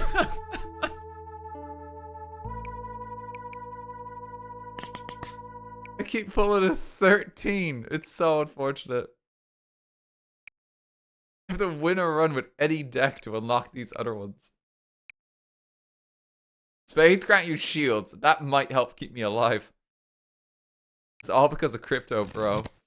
No, Crypto Bro helped us, I think. We just didn't survive long enough to like reap the benefits.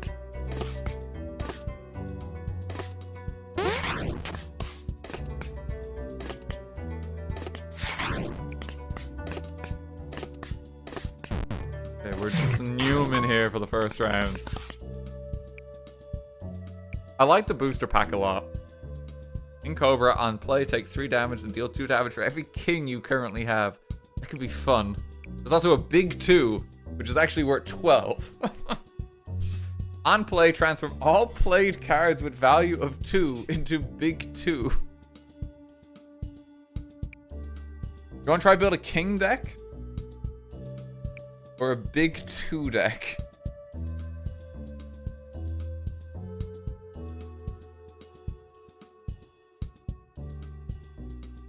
Which do you want to go for?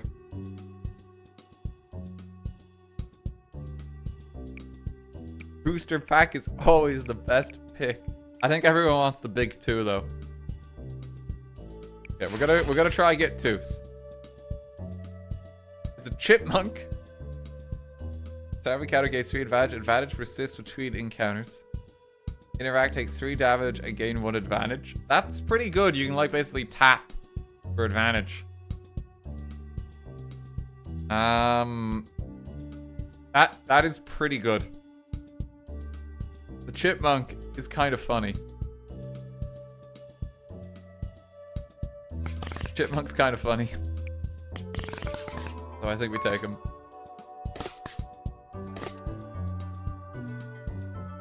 Wait, now are we just scoring up to 22? Oh, because he played a rules card. Okay.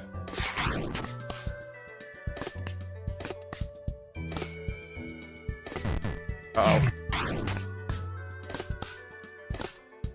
Big 2? Get him. Just chip away his health a little bit here. And he's dead. Joker. On play, copy the value and suit of one of your discarded cards. Master of 1. Play a 1 of a random suit. I'm not taking another 13. These ones are a mistake. You need to get like 10s and halves.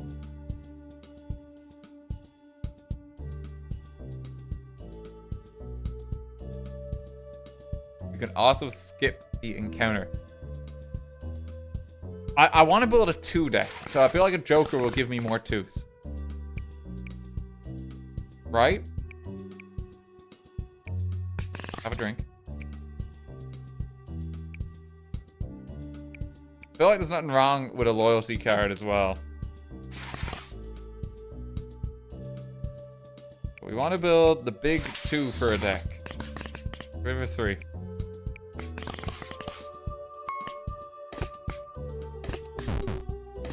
Oh, this is gonna be a quick round.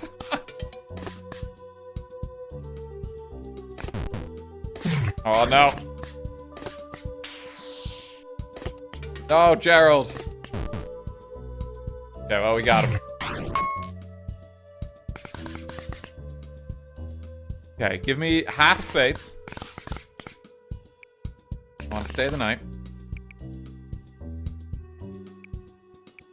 Losing a random card, I think is good, as long as it's not a 2. Yeah, that's fine. And Counterfeiter can decrease the value of another card. So I can get this to be a 2.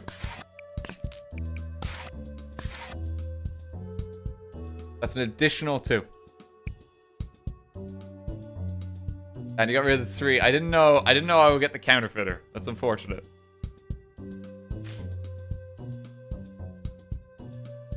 Okay.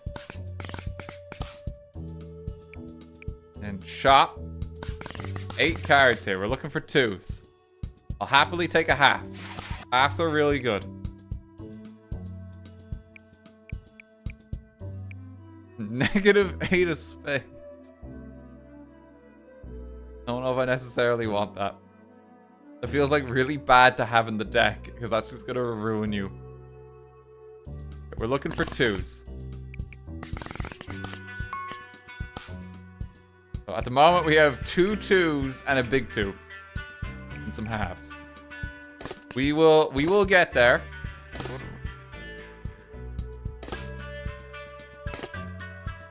Oh my god.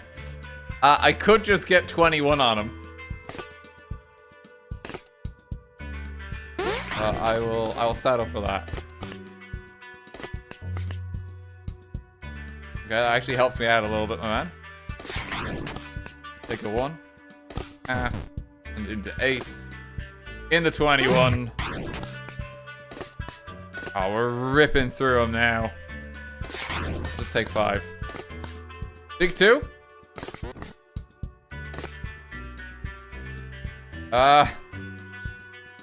Big 2s were 12.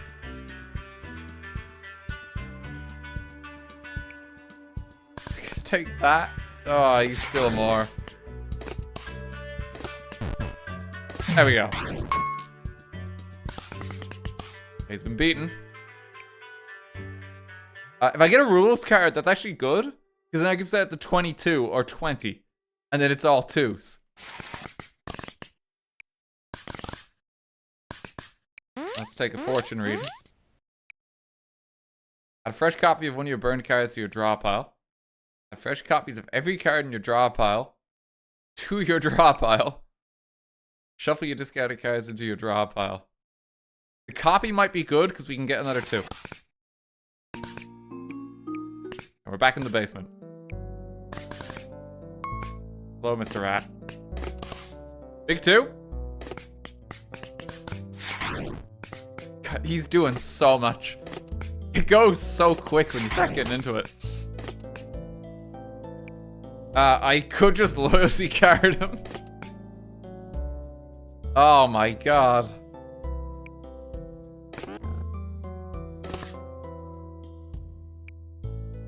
Wait! I can set the foe to 20!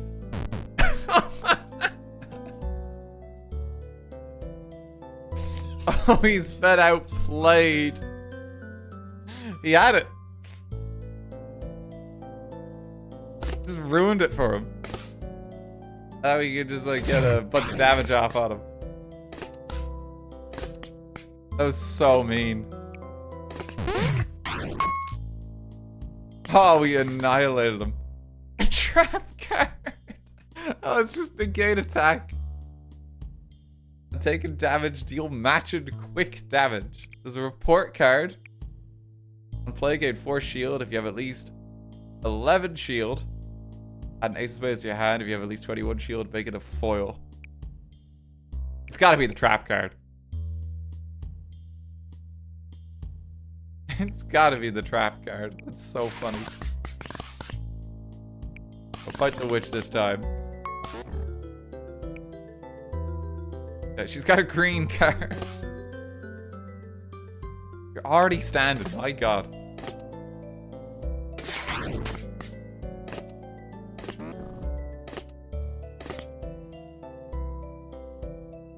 Choose a card value. I'm just gonna go with that. He's trying her best right now. There's the trap card, if we need it.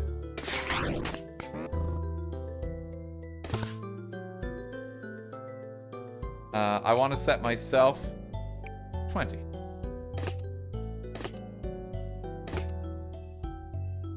She stands, like, really early, doesn't she?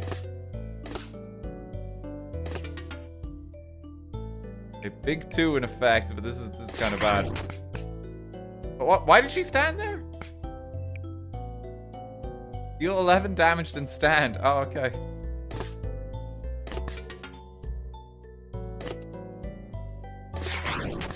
Just called it a day. Oh no, why is there a 13 in my deck? How'd that even get there?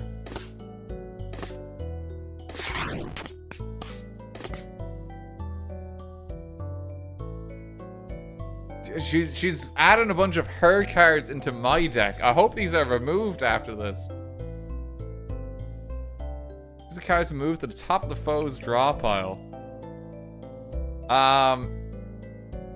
Yeah, here's another 13. I could just kill her with some exploit. There we go. Let's fill out that loyalty card. This one's so good. I love it. You want a trade offer or loot box? What's in the box? Are you ready to experience a sense of pride and accomplishment? Yes. Hey, 99 chips to open a loot box. Wow.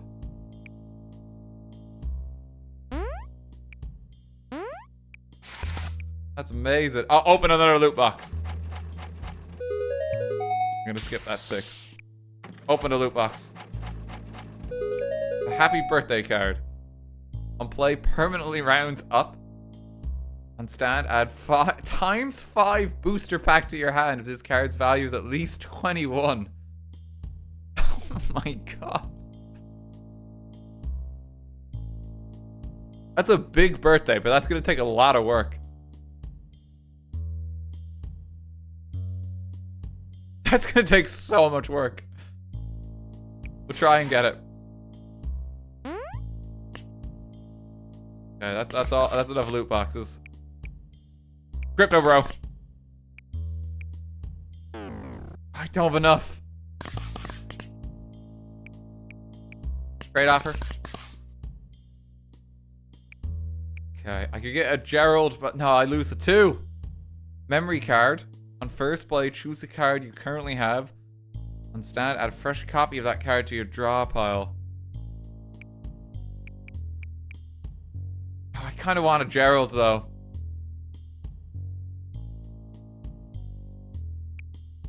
Take a memory card. I can copy it too with that. I want a Gerald, but I don't think I should take him. I think he's strictly bad. Blood Sugar, thank you for the 500 bits. Hope you're doing alright. Take the memory card. It has my Spyro game save. Don't worry, we've got it. Your Animal Cross in town for Nintendo GameCube is secure. Sorry, Gerald. Okay. He's gonna just start giving me Charizards, is he? He's just got a 21 of hearts! Okay. Little unfair. It's 21 of hearts. I'm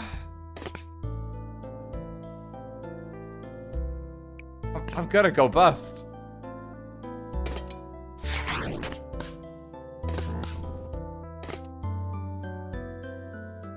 He's got a baseball card that's been PSA graded. Oh. Hit me. I can do matching quick damage, so if I just let him get me here, that hurts him a bit. Oh, Gerald, why?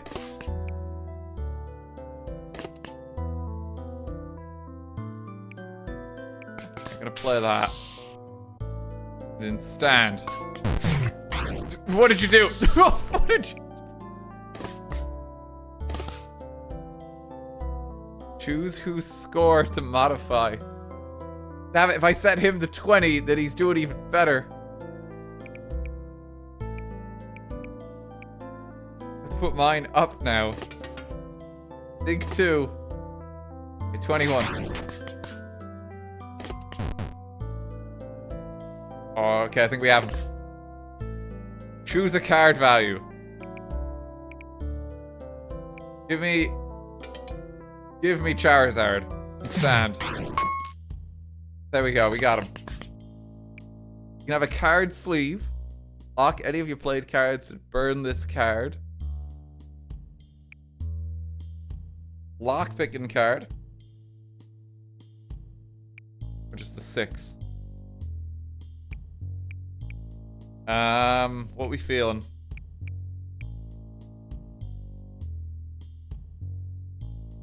Card sleeve will protect your card. I guess we try it. Then card removal.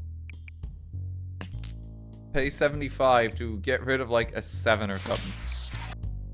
There we go. I can't afford the next one.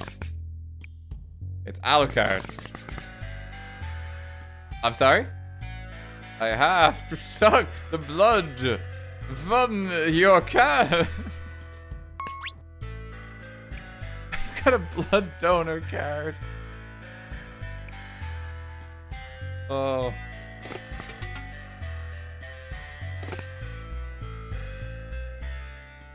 Yeah, I'm gonna set you to 20 because that's gonna fuck you up.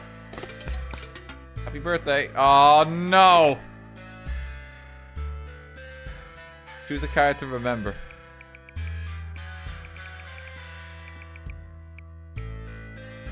Put a loyalty card in. Oh, he's got blackjack now, so he's gonna be stronger. I helped him. Okay, it doesn't seem to matter.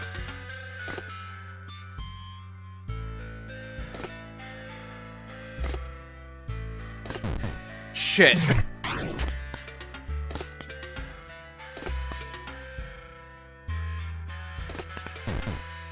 Okay, he's already bust.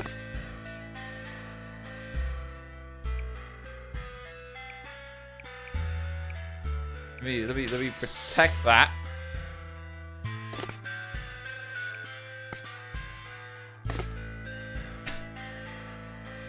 I kind of just need some value. Put that can down there. You've had enough.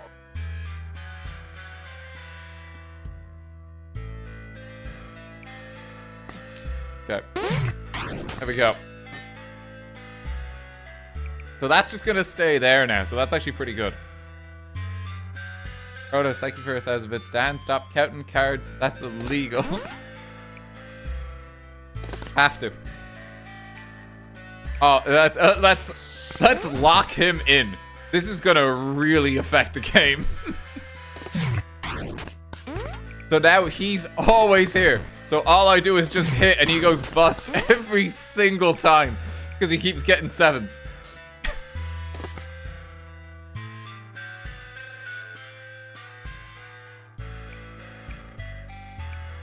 So all I have to do is just keep hitting for like low value and like he's dead. I give you an A+ for that performance. You get a foil credit card knife. Handy at the start of an encounter and free to play from hand. That's pretty good. It's all foil. Foil AI generated card or a foil jumping jack. And hitter exploit move the foil side to the foe side. That could just make the foe bust whenever I choose. That's actually so good. That's so good.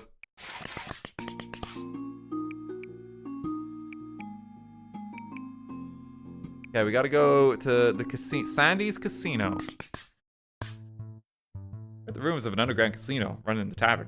You never thought it'd be literally underground. You win, we go walkies. Hello, dog. Okay, so I can just play that whenever, basically, and that's gonna do a number on him. Good.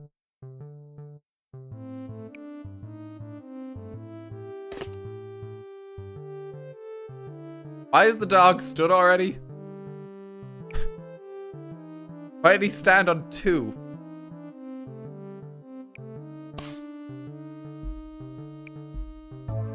Does he really want to go? He just wants to go for a walk. Stands on 2. Is his deck only 2s? Deck is only 2s.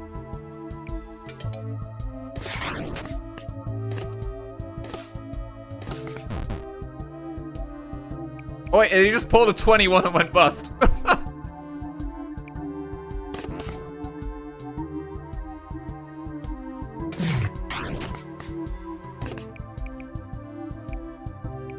Oh, give me the 4 mana. I love it.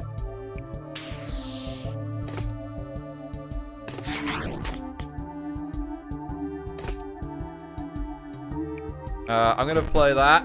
Wait. Here we go.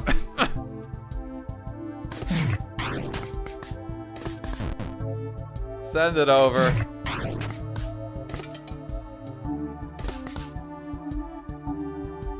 I mean...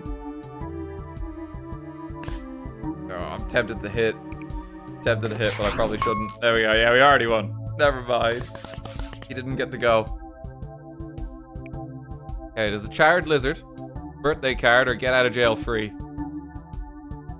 Get out of jail free might be handy.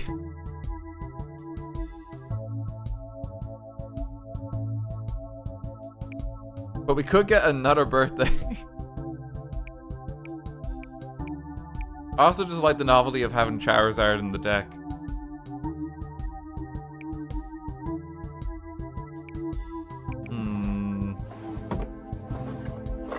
Oh, Rin, thank you so much for the raid. How's it going? Oh, it's always so good to see you. Hope you're keeping well. Rin, I don't know if you're up to anything later. I'm probably gonna be like wrapped up through in about an hour or so if you want to chill and play some Splatoon or shit. I meant to ask you. Hope you're well. Hope you had a good stream. I don't suppose you want to pick which trading card I add to my deck. We got a Charred Lizard, birthday card, get out of jail free. I don't suppose you want to choose. My god, he wants to play a non-gambling game. Preposterous. Which card would you like in the deck, Rin?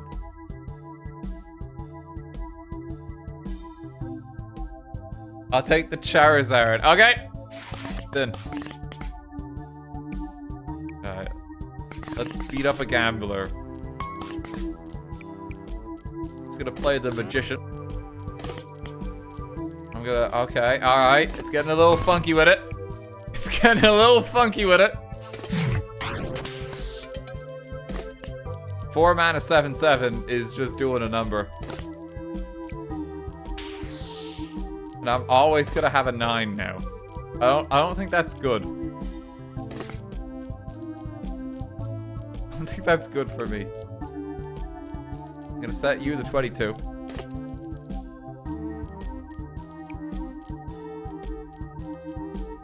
And I'm gonna play that. Beat ya. I should have made him go bust, actually. That would have been worth more.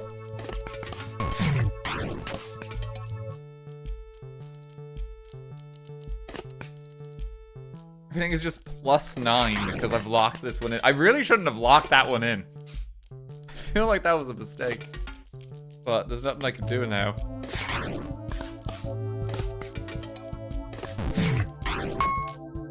Look around. You can't stop this.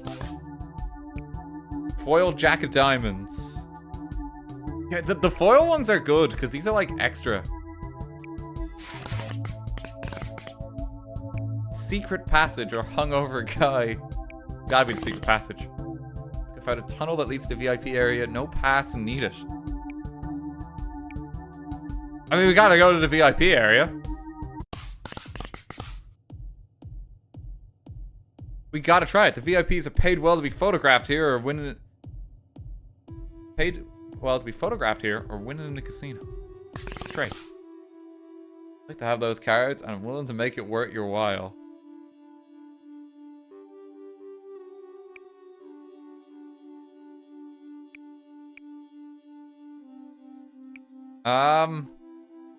Sure. I don't want the 9. I could just get rid of... I mean, we want 2s because we have big 2. That's pretty good. Shop the Lost and Found, or shop 4 cards. I actually have a shitload of money, so I should actually just spend. The Magic Trick card?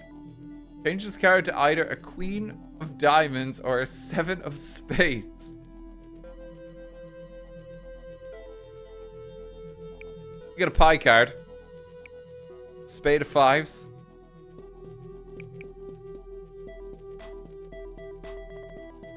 At least 11 shield, add an ace of spades. If you have at least 21 shield, gain foil. So much going on with the report card. You could try it. I don't know about the magic trick. I feel like that's gonna get me killed. Because I don't know if I get to decide which one it is.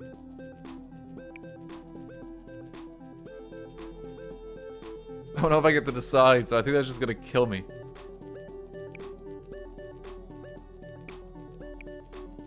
This one could be good because it rounds up. Get pie. Yeah, let's go fish. Let's play. Go fish. If your foe is the chosen card, permanently add a copy of it to your deck. Otherwise, permanently add a random card from the deck.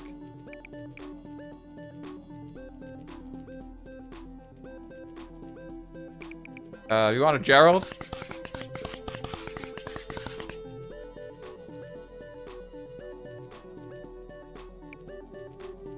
Oh, this could be really messy for a deck, couldn't it? There's a lot that could go wrong here.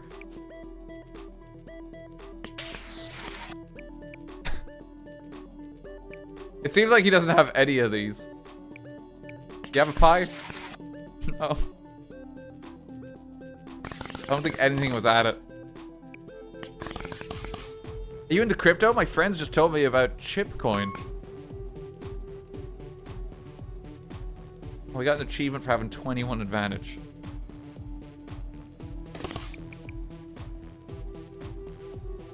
Okay, card to remember. I want the 4 mana. I'm gonna jump and jack. Give her 30. Oh no! No! Choose a card to burn! No! I've saved her! No, I don't believe it.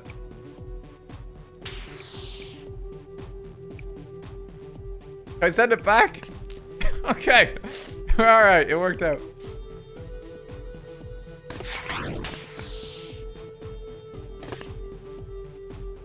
Choose whose score to modify. Make it 22. Okay, she SD'd card a jack. 2.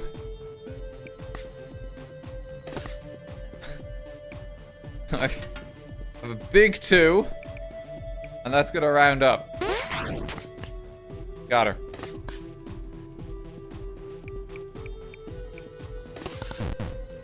Okay, and now I can just bust. Till oblivion. Oh no, no, no! I went too far. Fuck.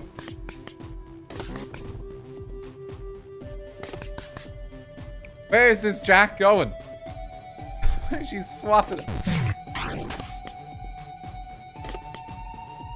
Okay, trap card will kill her. But she stands at 18, so I think I just stand and I just win. Unless she does that. No, she just killed herself. Okay. I don't know what she was doing. Wait, do I have to disclose that I'm here to promote Chipcoin? Yes, you do. Baseball card. Do you just want the 21 of spades?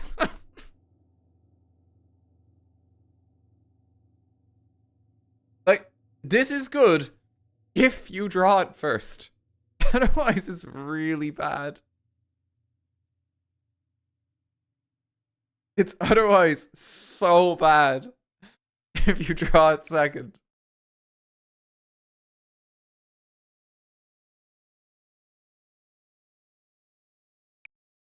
A horrible idea. Maybe I can get foil on it later. I'm a gambling man. I'm just gonna draw 21 and win.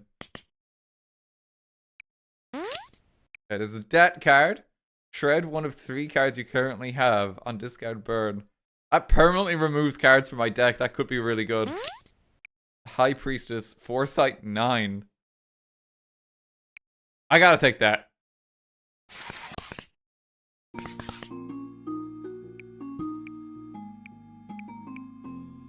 Okay, we gotta get to the head office.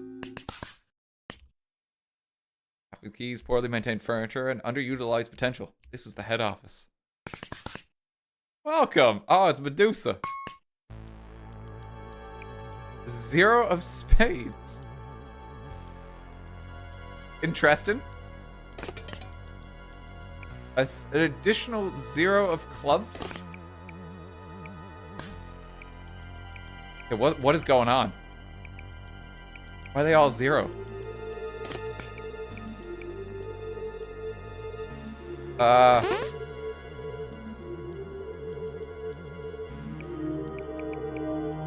I'm kind of just like a bit freaked out by what's happening here.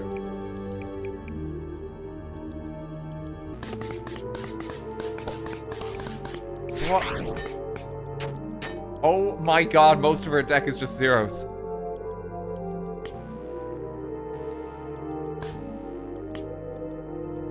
And then she has a few 10s. Oh no.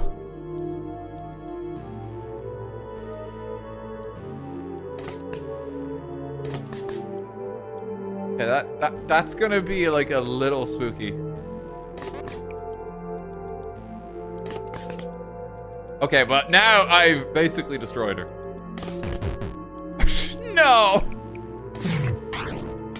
It's the one card that would have done it. And now it's gone.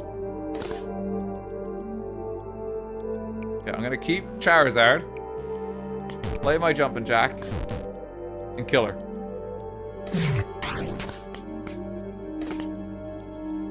Choose a card to burn permanently and remove from the deck. Get rid of the 6. This is our strongest card. Oh shit. Shit, that's bad. He keeps getting 20. No, no! It's getting real bad. Big 2.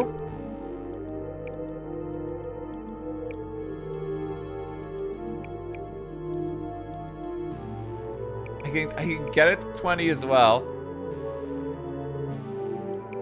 And I think I'm gonna have hit it. Okay. Still takes 1 in the case of a tie. Aha! I can burn you 0. What will you do now? 21. Yeah, don't exploit it.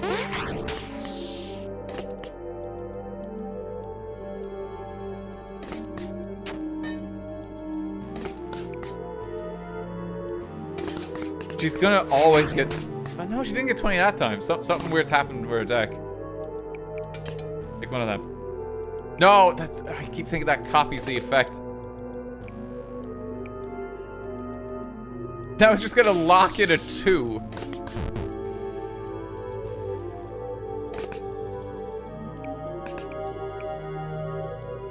Okay, she's dead. That was kind of scary. Alright, I can get a Valentine's card. Heelless Ball. Or the Jackpot.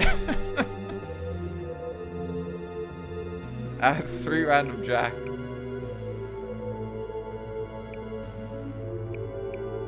I think a Valentine's card. So I'm gonna get real hurt. I think I need it. Let's fight the developer. Cheer, I'm on my blackjack break. And I need a win. Oh no. What is going on? Non-fungible card. Oh, he's got an NFC.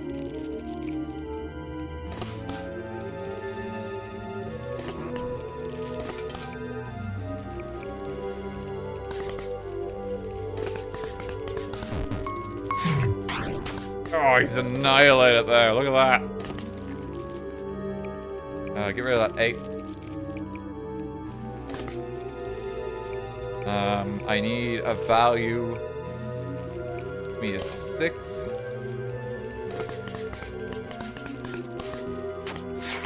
Oh my god. Oh, he's got the ape. Okay, if I hit, I'll go bust, but so will he. Oh, wait, no, I won't go bust. I can just pick a low-value card now. Pick something that gives me 0.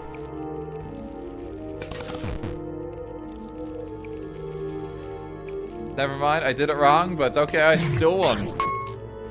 Please help me. I can't leave until I work off my gambling debts.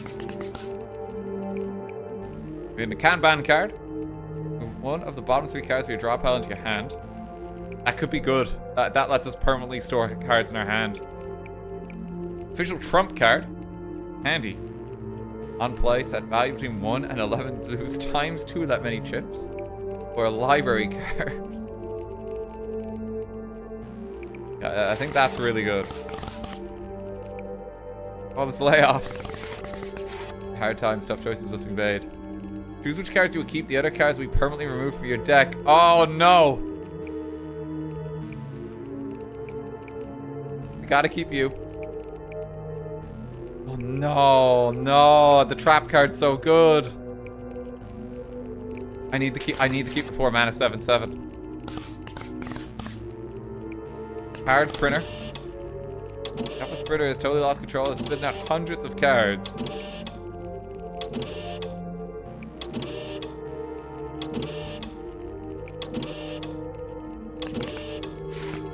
Just grab like a shitload of them. Shop slot machine.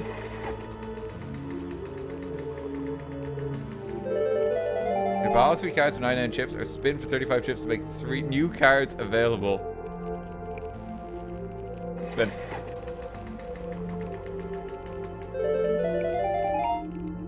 That's pretty good. That's pretty good. Buy 'em.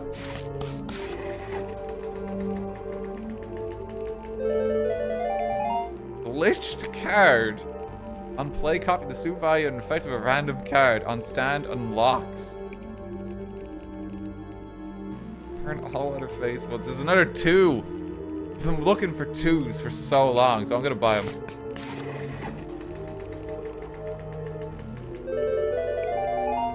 Yeah, I'm gonna buy them all. I'm gonna buy them all. How bloated is my deck gonna be? At this point. Oh my god. This is probably too many cards in the deck.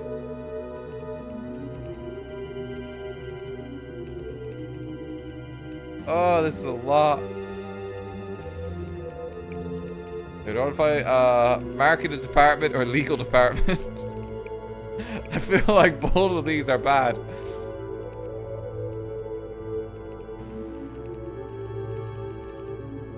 Which we thinking? Marketed is scary. Yeah, let's try to take on legal. Paragraph 2, clause 3B for the fine print. It's like demonic voices. He's already stood.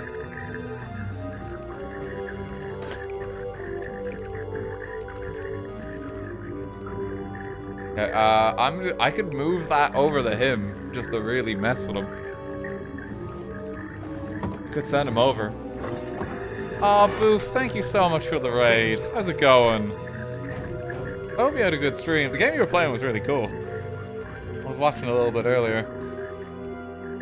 Hope you had a good stream. It's good to see you. I don't mind the demonic demon sounds. We're fighting the legal department at the moment.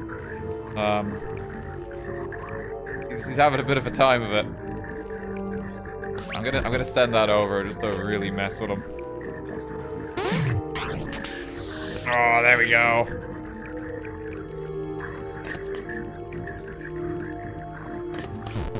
Oh, just perfect. A 21 of spades. This is Dungeons of the Degenerate Gamblers. Anyone join from Boost End? It is very fun. It's like roguelike blackjack. Got a bit of Balatro energy to it, but it's different and it's very fun. It's also got weird cards. That's why I haven't played the 21 of spades there. Which is great. Okay, no comment from legal. Ace in the hole. It's either -1 or 1. Can only be played while exactly 1 above or below max score. Each time this card is in your hand, take 1 damage. Yeah, could be good. But it's gonna also hurt me if it's in my hand all the time. Ah, Mr. Disco, thank you for the gift sub. That's very kind of you.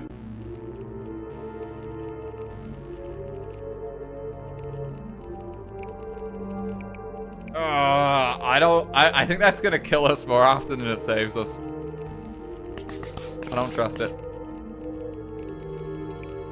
Oh no, the snake, the multi-headed hydra of the HR department. Taking your blackjack break. They're not mandatory, but we'll have trouble if you don't. Yeah, that sounds about right.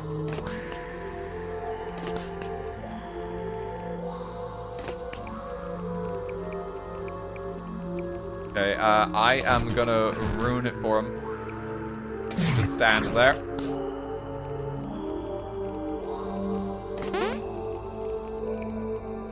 Pretty good.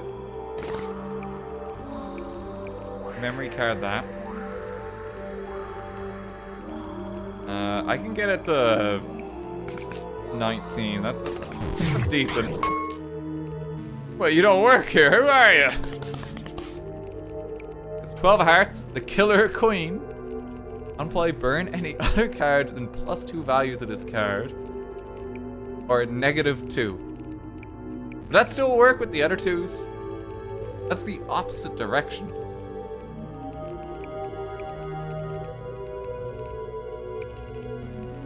I mean, I think that might still work. Play blackjack against the CEO. Well, you made it all the way to me. I'm afraid that this will be the end of your career. Oh, the music's getting real messed up.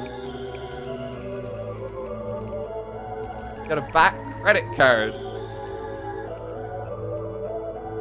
Oh, he's stealing my money, no.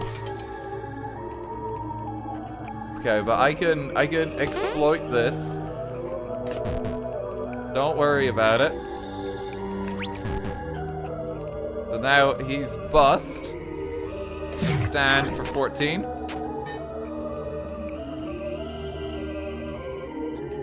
Okay, he really wants to kill me. I'm gonna have to sleeve the big 2. He's just playing like random bank cards.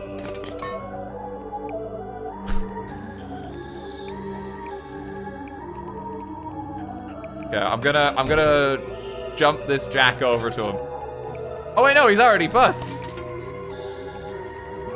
He's already gone. Just hurt him.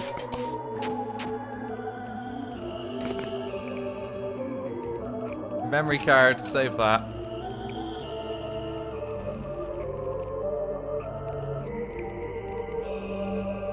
Oh, just stand. Wait, I'm already on 20. Hi. I'm in the rough. Okay. I feel like if I set myself to 20, I might... Yeah, there we go. I might get lucky.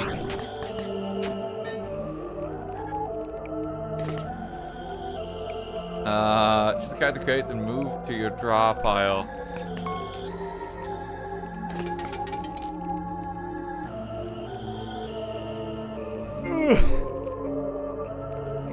I can take a little bit of damage. Oh shit! No! Oh! Wow, we're so close.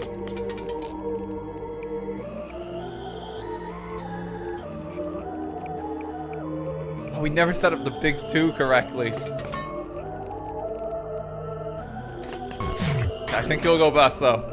We're so close. We're so close. Oh, he is 21. I'll take 7.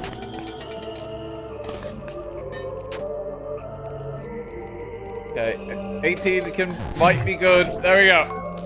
No, he keeps getting shield back. Come on, fall over. 19.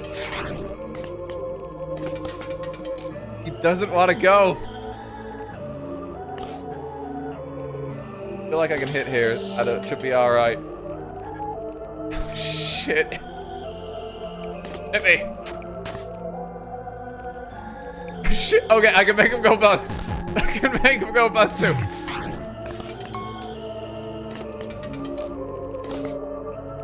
Shit, now it's on 10. I keep fucking this up.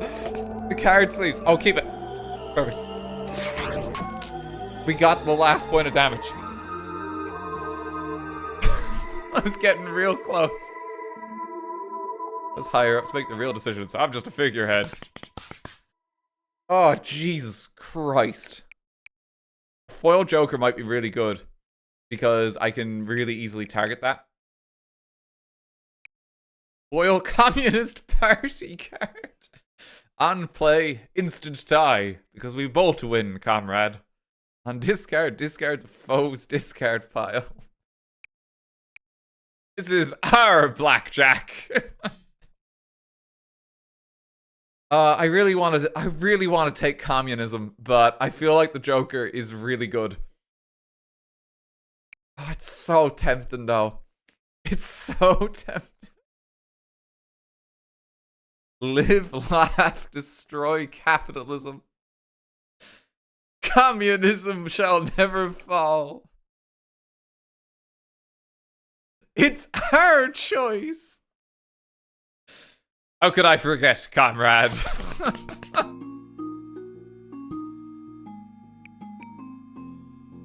Yeah, sometimes you have to base your decisions based on whether they're funny or not.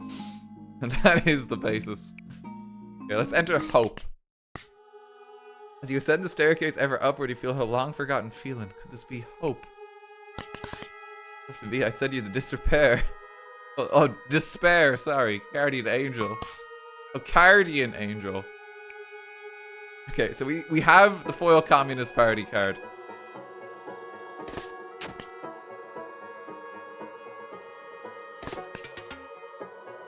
For when we need it. Oh, give me that queen as well. That's actually really good here.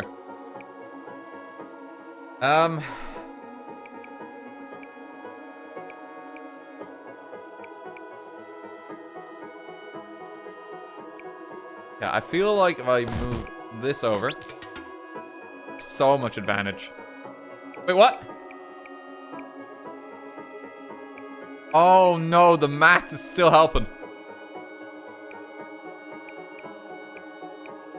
That means move that over too. 31. I'd like to see it come back.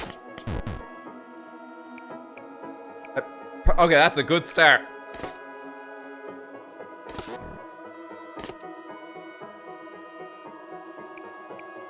I think I just take the 12 here. We've already got 21.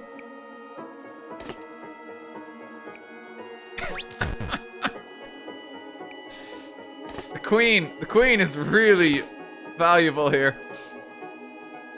I'm just gonna set the foe to 20 as well, just to like mess him up more in future.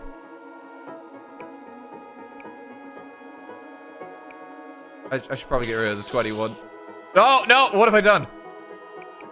Oh shit, I'm so bad at this. Okay. Well, at least they're standing on 0, you know? It worked out.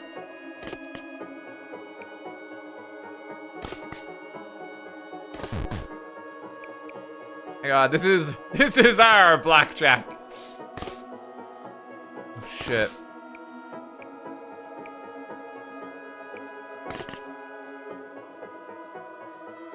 Wait. Wait. If I lock the 21, do I just start with 21 every round?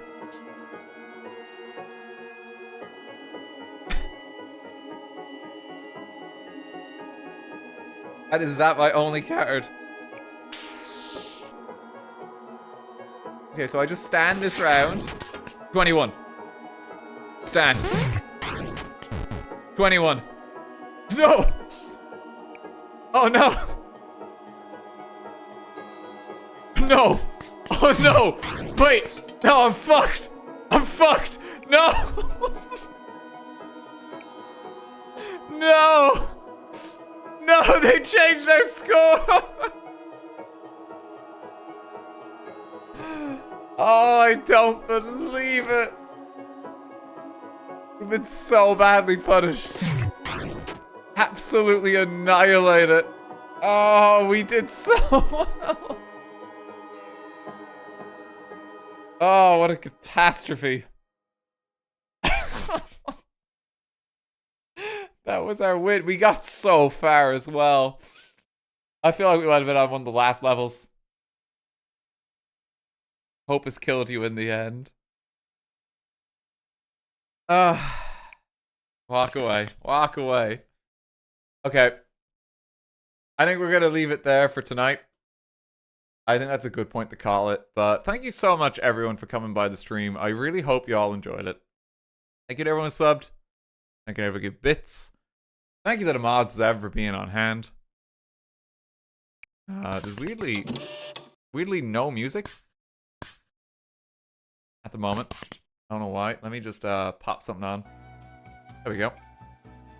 And thank you as well for the raids, like the Taboof and Rin. Very much appreciate it. It's very kind of you.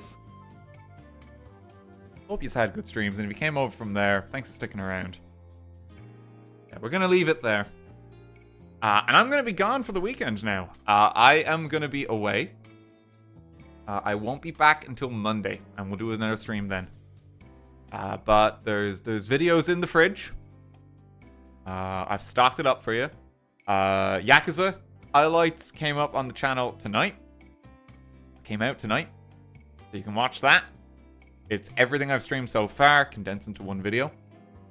And then the Wukong highlights should be up soon too. I think they might not be actually until Monday, but they'll get there. Wukong is on its way too. Might stream more of that next week, honestly. That was very fun. He's going back to Baltimore. I gotta get in like another 3 hours of Civ. Flying like cross continents. Who plays a game for a few hours? Like I spent what's like the comparison of time? Like, it was like 20 hours of flying overall for 3 hours of Civ. I'd do it again, honestly. It was worth it. It was worth it. Oh, God. Hope everyone enjoyed the Civ chat earlier, too. That was just so cool. And like, I was just delighted to talk about it, you know. Really had a good time with it. Okay. Let me see. Where am I sending yous? I'm probably actually just gonna leave you in Sophie's care again. Like, she's away for the weekend as well, so yeah, I'll just leave you with her. She's doing a bit more Kingdom Hearts. I'll leave you with her. But thanks for coming though, folks. I really hope you all enjoyed it today. Least addicted Civ player. I was like flying to a storm. I did not like it at all. It was really bad. I was glad when we landed again. Touchdown. This oh boy. Okay, thanks for coming, folks. I will see you all after the weekend. Have a good one yourselves. And take care.